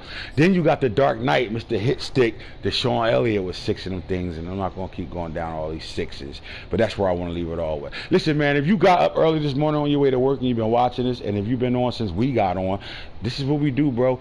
It don't matter what time of the day it is. Listen, I had a long night, so I slept all day, so I'm up all night, which is taking me into the next day. All I know is I'm going to whoop the Steelers' ass when I got to play them at 7:30 tonight. Other than that, this AntHits the franchise guru. The real Tupac is back. You heard him. He even got his boys on, still watching right now. Cam Bam, Madden Top Dog. What's up, fellas? Hope y'all enjoyed the late night show that turned into the early morning show. You heard? AntHits, we out of here. You heard?